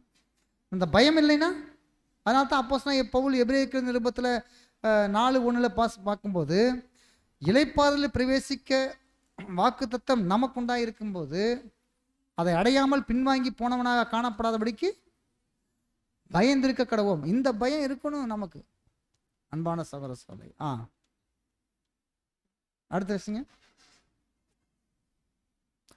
பிதாவின் நடவடிக்கைகளை இயங்கும் நீதியான கொள்கைகள் பற்றிய அறிவின் காரணமாகவும் இன்னுமாக குமாரன் தமது பள்ளியின் உடன்படிக்கையை நிறைவேற்றும் பட்சத்தில் அதற்கு பலனாக நித்திய ஜீவனையும் மகிமையையும் நீதியாய் நிர்ணயித்திட்ட வளைந்து கொடுக்காத பிரமாணம் பற்றிய அறிவின் காரணமுமான பயமுமாகும். மற்றும் அதே நேரத்தில் தாம் ஒரு மனிதனாக இருக்கிறார் என்பதையும் இருதயமும் சரீரமும் பரிபூர்ணமாய் இருப்பினும் தெய்வீக கிருபையின் வலிமையூட்டப்படவில்லை எனில் நாம் தவறி விடுவார் என்பதையும் அவர் உணர துவங்கின போது பயம் ஏற்பட்டது. பார்த்தீங்களா? அப்ப தெய்வீக கிருபையிலிருந்து தவறி விடுவோம்ங்கிற அந்த உணர்வு இருந்ததுனால தான் அந்த பயம் இருந்துச்சு அன்பான சகோதர சோலை.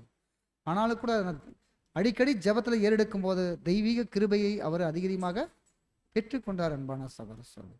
அப்போ நாம் கூட தேவனிடத்தில் நாம் அடிக்கடி நம்ம ஜெபம் ஏறெடுக்கும் போது அந்த கிருபை என்ன பண்ணுவோம்? பெற்றுக்கொள்ளும் அன்பான சகோதர சோலை. அடுத்து நாம் பார்க்கும்போது அன்புக்குரிய சகோதர சோலை, மூன்றாவது அவர் குமாரனா இருந்தும் பட்ட பாடுகளினாலே கீழ்ப்படிதலை கற்றுக்கொண்டார். அப்போ குமாரன் அப்படின்னு பார்க்கும்போது வசனம் வாசிக்கலாம். அதில் அவர் குமாரனாய் இருந்தும் அவர் பட்ட பாடுகளினால் கீழ்ப்படிதலை கற்றுக்கொண்டார்.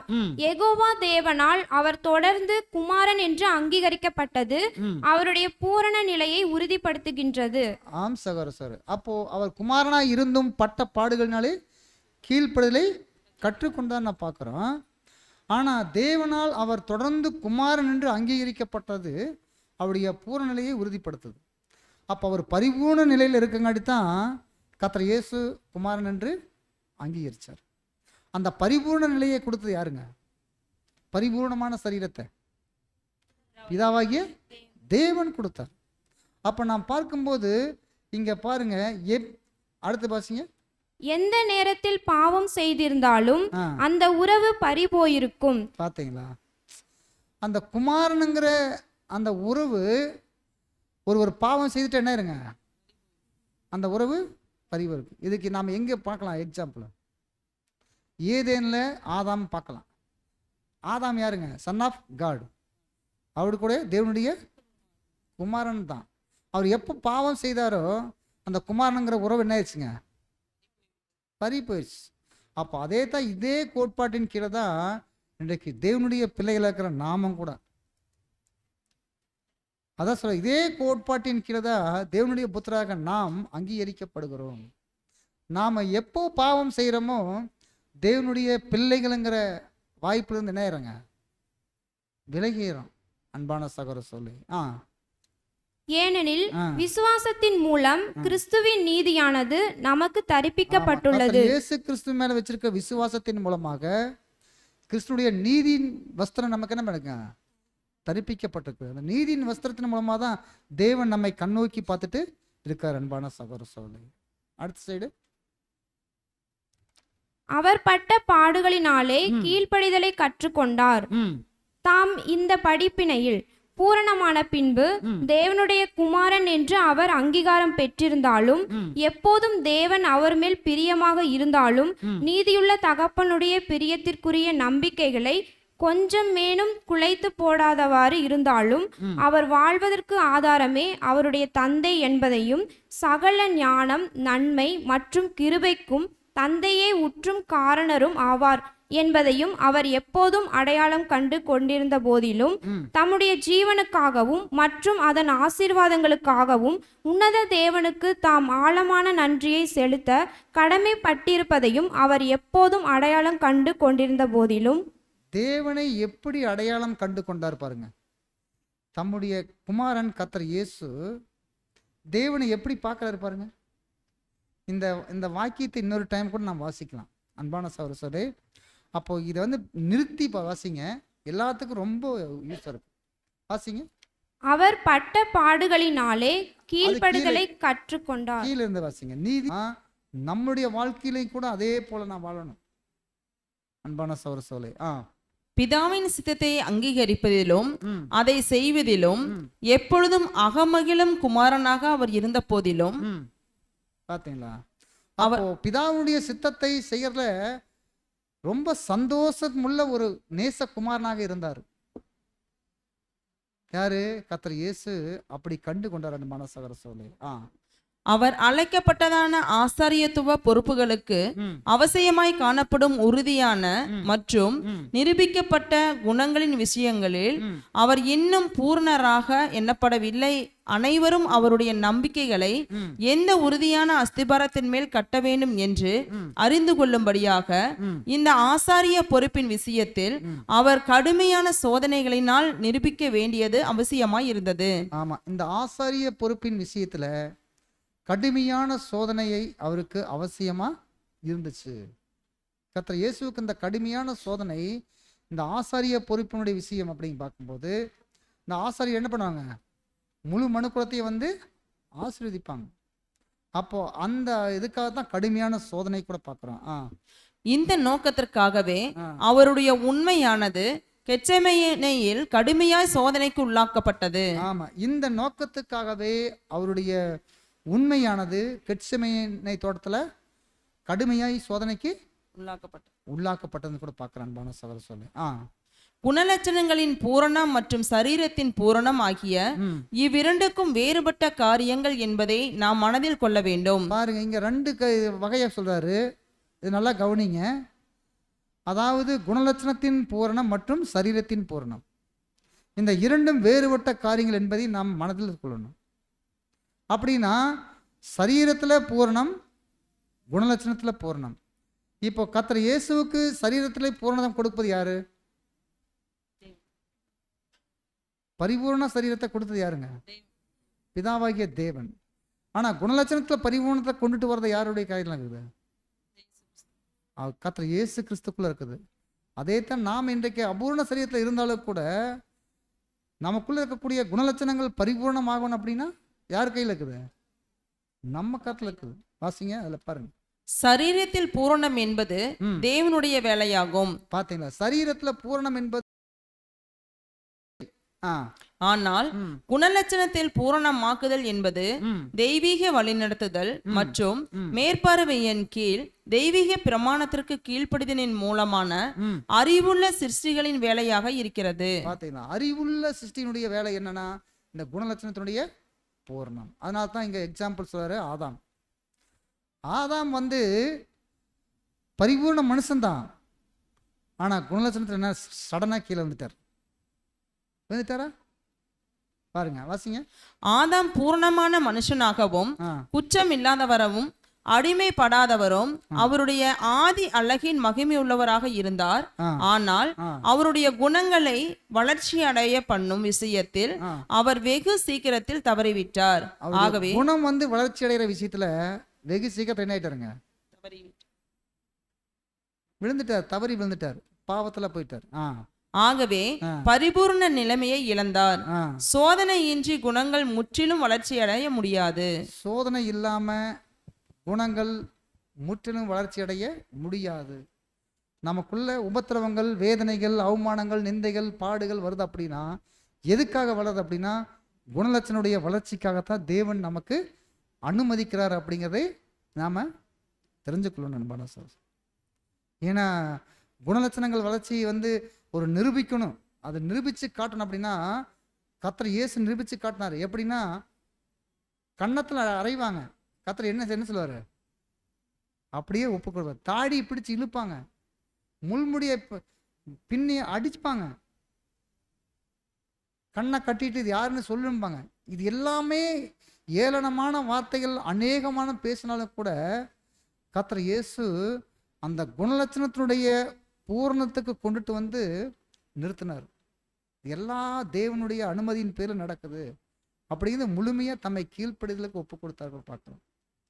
அப்போ நம்முடைய வாழ்க்கையிலையும் கூட நாம் என்ன பண்ணணும்? முழுமையாக கீழ்ப்படிதலுக்குள்ளாக வரணும். அப்படின்னா தம்முடைய குமாரன் எப்படியெல்லாம் தேவனை பார்த்தாரு, தேவனுடைய சித்தம் எப்படி செய்யறதுக்கு தம்மை முழுவதும் ஒப்பு கொடுத்தாரோ அதே போல நாமளும் கூட என்ன பண்ணணும்?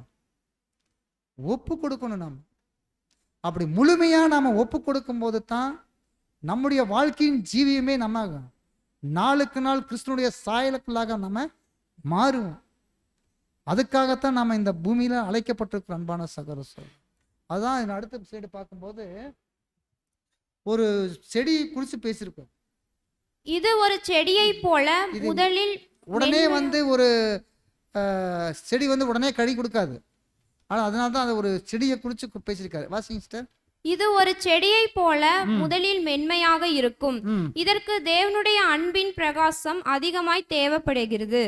அவருடைய கிருபையாகிய தண்ணீரை அடிக்கடி அவருடைய கிருபையாகிய தண்ணீர் அடிக்கடி நமக்கு ஊற்றுவாரு, பொழிய வேண்டியதாய் இருக்கிறது. விசுவாசத்திற்கும் கீழ்ப்படிதலை தூண்டுவதற்கும் அவருடைய குணங்களை பற்றின அறிவை அஸ்திபாரமாக கொண்டு இது வளர்க்கப்பட வேண்டும். மேலும் கொஞ்சம் கொஞ்சமாக குணங்களின் வலிமை வளர்ச்சியடையும் போது அதற்கு கொடுக்கப்படும் சோதனையானது குணலட்சணத்தை அதிக வலிமையும் அழகும் மற்றும் கிருபையும் அடைய செய்கின்றது. பார்த்தீங்களா? அப்போ குணலட்சத்தினுடைய வளர்ச்சி அடையணும் அப்படின்னா இப்படித்தான் கொஞ்சம் கொஞ்சமாக செடி எப்படி வளருதோ அதே போல வளர்ன்னு சொல்றார் அன்பான சகோதர சகோதரர்களே. அடுத்த போடுங்க. நம்முடைய ஆண்டவருடைய குணத்தின் விஷயத்தில், அதாவது அதன் ஆரம்ப பருவத்தில் பூரணமாக காணப்பட்ட விலையேற பெற்ற இந்த குணமானது பார்த்தீங்கன்னா ஆண்டவர் இயேசு கிறிஸ்துனுடைய விஷயத்தில் நாம் பார்க்கும்போது அவருடைய ஆரம்ப பருவத்தில் காணப்பட்ட அந்த பூரணமான அந்த குணம், இந்த விலையேறப்பட்ட அந்த குணமானது அதை இறுதி வரையில் அவரை காண்பித்து காட்டணும், அது நிரூபித்து காட்டணுங்கிறது தான் தேவன் வந்து பார்த்தார் அன்பான சகோதரர்களே. இறுதியில் அது முழுமை அடைந்ததில் பூரணப்படுத்தப்பட்டு உறுதிப்படுத்தப்பட்டு நிலை நிறுத்தப்படுவதற்கு முன்பு வரையிலும் கூட அதற்கு வகைப்பட்டதான சகல விதமான சோதனைகளின் வழியாக அதன் பூரண நிலையை தக்க வைத்து கொண்டது.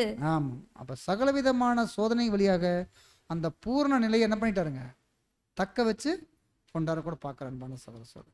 நான்காவதான டாபிக் பார்த்து இந்த வாரத்தை முடிக்கலாம் அன்பான சகோதரர்களே. வாசிங்க. யார் அவர் நித்திய ரட்சிப்பை அடைவதற்கு காரணராகி.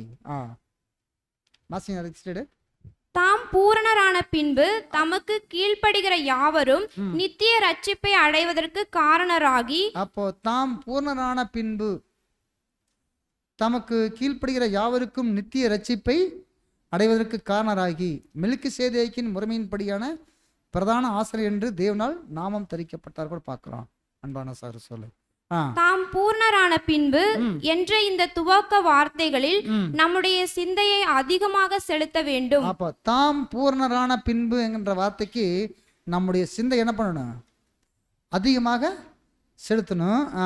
அதுவும் முன்னதாக காண்பிக்கப்பட்டபடி உபத்திரவம் எனும் வழியுடன் கூடிய பயிற்சியின் வழியாக அவர் பூர்ணரானார். ஆமா, உபத்திரவம் என்னும் வழியுடன் கூடிய பயிற்சியின் வழியாகத்தான் கர்த்தர் இயேசு என்ன ஆனார், பூர்ணரானார். அந்த தாம் பூர்ணரான பின்பு அப்படிங்கிற வார்த்தைக்கு நம்முடைய சிந்தையில நிறுத்தி பார்க்கணும். அவர் கர்த்தர் இயேசு எப்படி பூர்ணரானார், உபத்திரவங்கள் வழியாத்தான் என்ன ஆனாருங்க, பூர்ணரானார். அதான் நம்ம தலைப்பு என்னங்க, உபத்திரவங்களாலே பூர்ணப்படுத்தப்படுதல். அப்போ உபத்திரவங்கள் வழியாகத்தான் பூர்ணரானார். அப்படிங்கும்போது அப்போ உபத்திரவங்களுடைய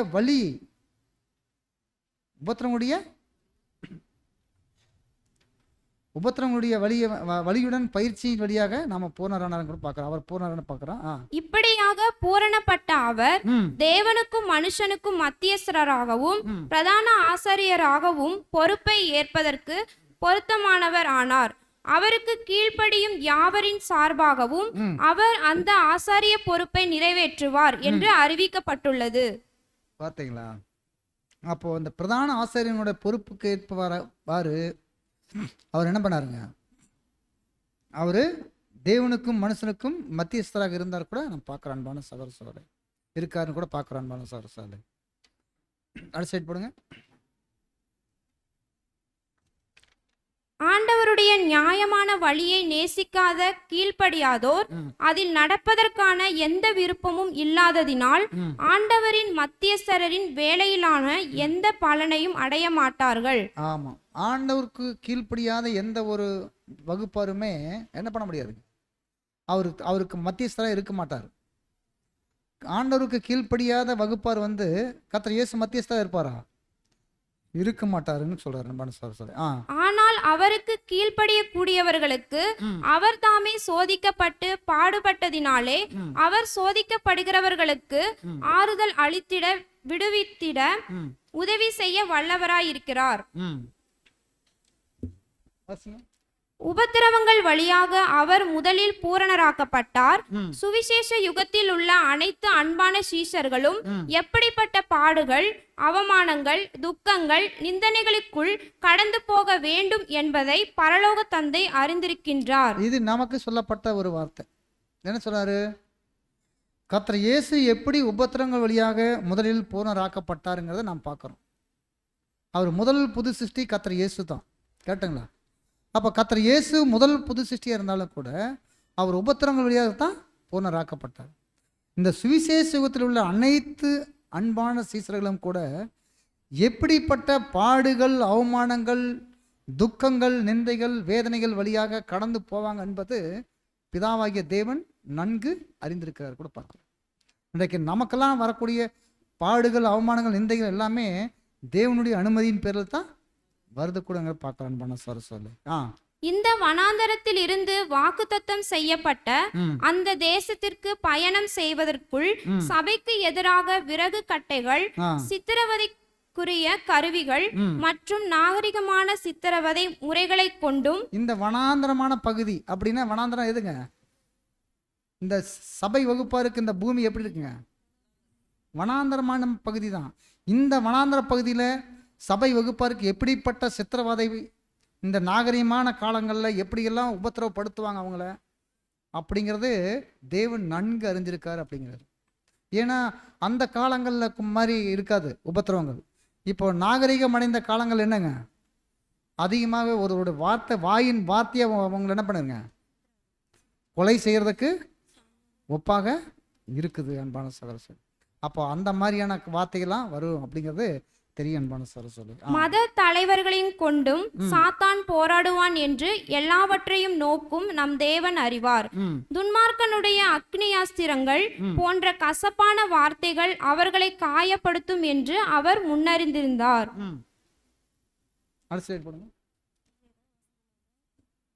துன்மார்க்கன் இந்த மகிமைக்கு நம்மை நடத்தக்கூடிய இந்த பரீட்சையானது, நம்மை மகிமைக்கு நடத்தக்கூடிய இந்த பரீட்சையானது, இந்த உபத்திரவம், பாடுகள், வேதனைகள் எல்லாம் எதை கொண்டு போகுதுங்க? மகிமைக்கு நடத்தக்கூடிய இந்த பயிற்சியானது நம்முடைய ஆண்டவர் தாமே அனுபவித்த பயிற்றுவிக்கும் விதத்திலான பாடுகளின் அளவான பாடுகளாக இருப்பது அவசியமாயுள்ளது. சபை நீதியில் பூரணமடைவதற்கு மட்டுமே அழைக்கப்படாமல் இயேசுவின் சரீர அங்கத்தினர்கள் என கிறிஸ்துவோடு ஆசாரிய பொறுப்புகளில் பங்கெடுப்பதற்காகவும் அழைக்கப்பட்டுள்ளார்கள் என்பதினால் அவர்களும் அவமானங்களிலும் பலிகளிலும் மரண பரியந்தமும் இயேசுவை பின்பற்ற வேண்டும். இப்பொழுது இந்த யுகத்தில் அவருக்கு கீழ்ப்படிவதே மேற்கூறியவைகள் அனைத்தையும் குறிப்பதாயிருக்கும். ஏனெனில் நீங்கள் பரிசுத்தம் உள்ளவர்களாக வேண்டும் என்பதே தேவனுடைய சித்தமாய் இருக்கிறது. பார்த்தீங்களா? அப்போ பரிசுத்தம் உள்ளவர்களாக வேண்டும் என்பதே தேவனுடைய சித்தமா இருக்குது அப்படின்னா, அப்போ இந்த யுகத்துல தேவனோடு உடன்படிக்கை செய்த நாம ஒவ்வொருவரும் கூட எல்லா அவமானங்கள், நிந்தைகள் எல்லாம் வந்தாலும் கூட முழுவதும் நம்ம யாருக்கு ஒப்பு கொடுக்கணும்? தேவனுக்கு முழுவதும் நம்மை கீழ்ப்படுத்தி நம்மை ஒப்பு கொடுக்கும் போது தான் தேவனுடைய சித்தத்தின்படி நமக்கு உன்னதமான ஒரு ஆசீர்வாதத்தை கூட தேவன் வைத்திருக்கார் அன்பான சகோதரர்களே. அடுத்து இந்த ஸ்லைட் பாருங்க.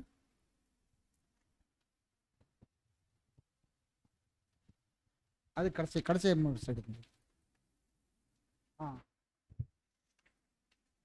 இந்த மகா பெரிய பிரதான ஆசாரியரிடம் நம்மை முழுமையாக ஒப்பு கொடுக்கையில் அவருடைய அன்பையும் அவருடைய குணம் மற்றும் நோக்கத்தின் பூர்ண வல்லமையும் உன்னதமான அவருடைய ஞானமும் மற்றும் கிருபையும் முழுமையாக பெறக்கூடிய உறுதியை சபை பெறுகிறது.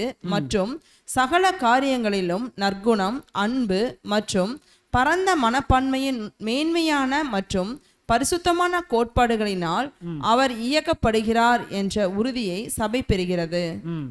அடுத்து அவர் மாம்சத்தில் வருவதற்கு முன் எப்பொழுதும் நீதியின் பிரமாணமாகவே காணப்பட்ட.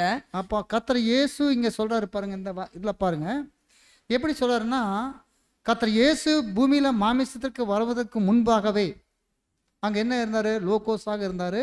அநேக சிருஷ்டிகளை என்ன பண்ணாரு? பரலோகத்துல பூலோகத்தையும் சிருஷ்டித்தாரு. யாருடைய? பிதாவாகிய தேவனுக்கு கீழாக இருந்து சிருஷ்டிக்கப்பட்டார். ஆனா அதைத்தான் இங்க சொல்றாரு, அவர் மாமிசத்தில் வருவதற்கு முன்பு எப்போதும் நீதியின் பிரமாணமாகவே காணப்பட்ட தேவனுடைய சித்தம் செய்வதில்லை. ஆண்டவர் எப்படி இருந்தாருன்னா உண்மையான ஆதாரமா இருந்தாரு. அப்போ இந்த பூமிக்கு வர்றதுக்கு முன்னாடி எப்படி அங்க உண்மை காட்டிட்டு இருந்தாரோ அப்போ வந்து தேவனுடைய சிருஷ்டிப்பு எல்லாம் சிருஷ்டிக்கும் போது அதான் சொல்றாரு, வாசிங்க. சிருஷ்டிப்பின் வேலைகளிலும் ஆ. மற்றும் அதை சார்ந்த வேலைகளிலும் ஆ. தேவனோடு இணைந்து செயல்படும் ஒவ்வொரு பணியிலும் ஆ. மன மகிழ்ச்சியோடு அவர் கிரியை செய்தார் என்பதில் விளங்குகின்றது. அப்போ மன மகிழ்ச்சியோடு தேவனோடு இசைந்து கிரியை செய்தார் கூட பார்க்குறோம் கர்த்தர் இயேசு. ஐயோ எப்போ ஆதியில சிருஷ்டிப்பின் வேலையெல்லாம் செஞ்சிருக்கும் போது. மனித நிலைமைக்கு தம்மை தாழ்த்துவது, மனித நிலைக்கு தம்மை தாழ்த்தும் போது, அது மாமிச சரீரத்தில் வந்திருக்கும் போது இப்படிப்பட்ட உன்னதமான பணியிலிருந்து கீழே இறங்குவதாகும். ஆயினும் இதை மனநிறைவோடும் மகிழ்ச்சியோடும் செய்தார்.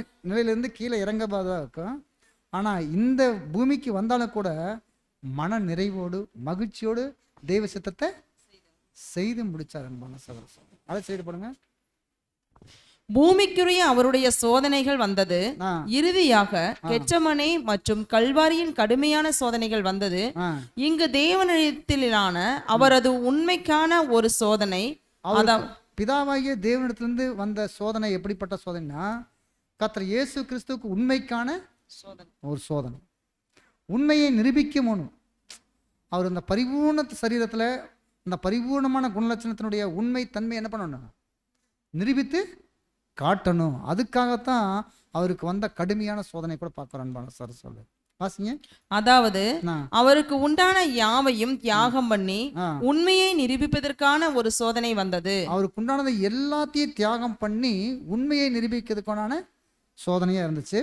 இதை கடந்த பிற்பாடு ஞானம் உள்ளவரும் அன்புள்ளவரும் வல்லமை உள்ளவருமான தேவனிடம் ஆண்டவர் தம்முடைய ஆவியை ஒப்பு கொடுத்து தேவனுக்கு அன்பு மற்றும் இரக்கத்தினால் தாம் ரட்சிக்கப்படுவதற்கு எதிர்பார்த்தவரானார். பாத்தீங்களா? அப்போ தேவனிடத்துல தம்முடைய ஆவியை ஒப்பு கொடுத்துட்டு தேவன் இரக்கமும் அன்பும் உள்ளவர்களிடத்துல தாம் ரட்சிக்கப்படுவதற்கு எதிர்பார்த்திருந்தார் கூட பார்க்கிறேன். சார் அதனால தான் வசனம் லூக்கா 23:46 வாசிங்க. வாசிங்க. இயேசு, பிதாவே, உம்முடைய கைகளில் என் ஆவியை ஒப்புவிக்கிறேன் என்று மகா சத்தமாய் கூப்பிட்டு சொன்னார். இப்படி சொல்லி ஜீவனை விட்டார். அப்ப கர்த்தர் இயேசு இந்த பூமியில அந்த கல்வாரி சிலுவையில மரிக்கும் போது, பிதாவே உம்முடைய கைகளில் என் ஆவியை ஒப்புவிக்கிறேன்னு சொல்லி மகா சத்தமிட்டு கூப்பிட்டு சொல்லி தம்முடைய ஜீவனை ஒப்பு கொடுத்தாரு கூட பார்க்குற அன்பான சகோதரர். அப்போ இப்படி கர்த்தர் இயேசுவுக்கு உபத்திரவத்தினாலே பூர்ணப்படுதல் அப்படின்னு பார்க்கும்போது, கர்த்தர் இயேசு இந்த பூமியில வாழும் நாட்களில் அவருக்கு உபத்திரவம் யாருக்காகப்பட்டார்? உபத்திரவம், பாடுகள், அவமானங்கள், நிந்தைகள், இவ்வளவு பாடுகள் எல்லாமே யாருக்காகப்பட்டார்? நமக்காகப்பட்டார். அதனால தான் கர்த்தர் சொன்னாரு, என்னுடைய மாமிசத்தையும் என்னுடைய ரத்தத்தையும் பானம் பண்ணுங்க கொடுத்தார். என் மாமிசத்தை புசித்து என் ரத்தத்தை பானம் பண்ணுவதற்கு நித்திய ஜீவன் உண்டுன்னாரு. அப்போ இன்றைக்கு அவருடைய ரத்தத்தை நாம் பானம் பண்றோம் அப்படின்னா, அவருடைய கடந்து போன பாடுகளை நாமளும் என்ன பண்ணணும், அந்த பாடுகள் படணுங்கிறது தான் நமக்கு கொடுக்கப்பட்ட ஆசீர்வாதம். இந்த ஆசீர்வாதம் யாருக்குமே கிடைக்காது. இந்த பாத்திரத்தில் பானம் பண்ணக்கூடிய ஆசீர்வாதம் உலக ஜனங்களுக்கும் கிடையாது, பரலோகத்துக்கு தூதருக்கும் கிடையாது, அப்புறம் பெயர் கிறிஸ்தவ மண்டலத்துக்கு கிடையாது, மற்ற யாருக்கும் கிடையாது. இந்த பாத்திரத்தில் பானம் பண்ணுறதை மட்டும் நமக்கு தான் அன்பான சகோதரர். இந்த பாடுகள், அவமானங்கள், நிந்தைகள் படக்கூடிய வாய்ப்பு இந்த பூமியில் நமக்கு கொடுத்துருக்காரு அப்படின்னா, இது வெளியேறப்பட்ட ஒரு வாய்ப்புன்னு நாம் நினச்சிக்கணும். அதனால தான் உபத்திரவங்களாலே பூரணப்படுது அப்படின்னா, இந்த உபத்திரவத்தின் மூலமாகத்தான் நம்ம மகிமையான சரீரத்துக்குள்ளாக நாம் கடந்து போக முடியுங்கிறத தேவன் நமக்காக நியமித்திருக்கக்கூடிய உன்னதமான ஒரு ஆசீர்வாதம். அப்போ பாருங்க, லாஸ்ட் அந்த ஸ்லைடு போடுங்க. இது உண்மையில் ஒரு கடும் சோதனையாக இருந்த போதிலும் அந்த நேரத்தில் இந்த சோதனையின் ஒவ்வொரு அம்சத்தினுடைய தேவையை குறித்து அவரால் காண முடியாத போதிலும் தம்முடைய நேச குமாரனை துன்பப்படுத்தும் தேவையற்ற வழியை அனுமதித்த அளவிற்கு தேவனுடைய அன்பு மிகவும் பெரியது என்பதை அவர் அறிந்திருந்தார். கர்த்தர் இயேசு நன்கு அறிந்திருந்தாரு, தேவையற்ற வழி தேவன் நமக்கு கொடுக்க மாட்டாரு. கர்த்தர் இயேசு தெரிஞ்ச பிதாவாகிய தேவனுடைய நமக்கு கொடுக்கக்கூடிய ஒவ்வொரு அனுபவமும் எப்படி தெரிஞ்சிருந்தாரு? தேவையற்ற வழியை தேவன் நமக்கு கொடுக்க மாட்டாரு. அப்போ இதெல்லாமே தேவன் நமக்கு தேவைங்கிறதுனால தான் தேவன் கொடுக்குறாருங்கிறத நன்கு அறிஞ்சிருந்தாரு. மற்றும் இதனால் தேவனுடைய வழிகளை அவ்வேளையில் அவரால் புரிய முடியாத போதிலும் இயேசு தேவன் மேல் முழு நம்பிக்கை கொண்டார். ஆமாம், இயேசு தேவன் மேல் என்ன பண்ணாருங்க? முழு நம்பிக்கை கொண்டார். நாமளும் கூட இந்த காலங்களில் தேவனிடத்தில் முழு நம்பிக்கையோடு நாம் இருந்து இப்பேற்பட்ட உன்னதமான சத்தியங்களை நாம் கேட்கறது மாத்திரமல்ல, அன்பான சகோதர சொல்லி அதன்படி வாழ்றதுக்கு தேவன் கிருபை இரக்கம் செய்வாராக. உரிமையோடு கேட்ட யாவரையும் தேவன் தாமே ஆசீர்வதிப்பாராக. ஆமென்.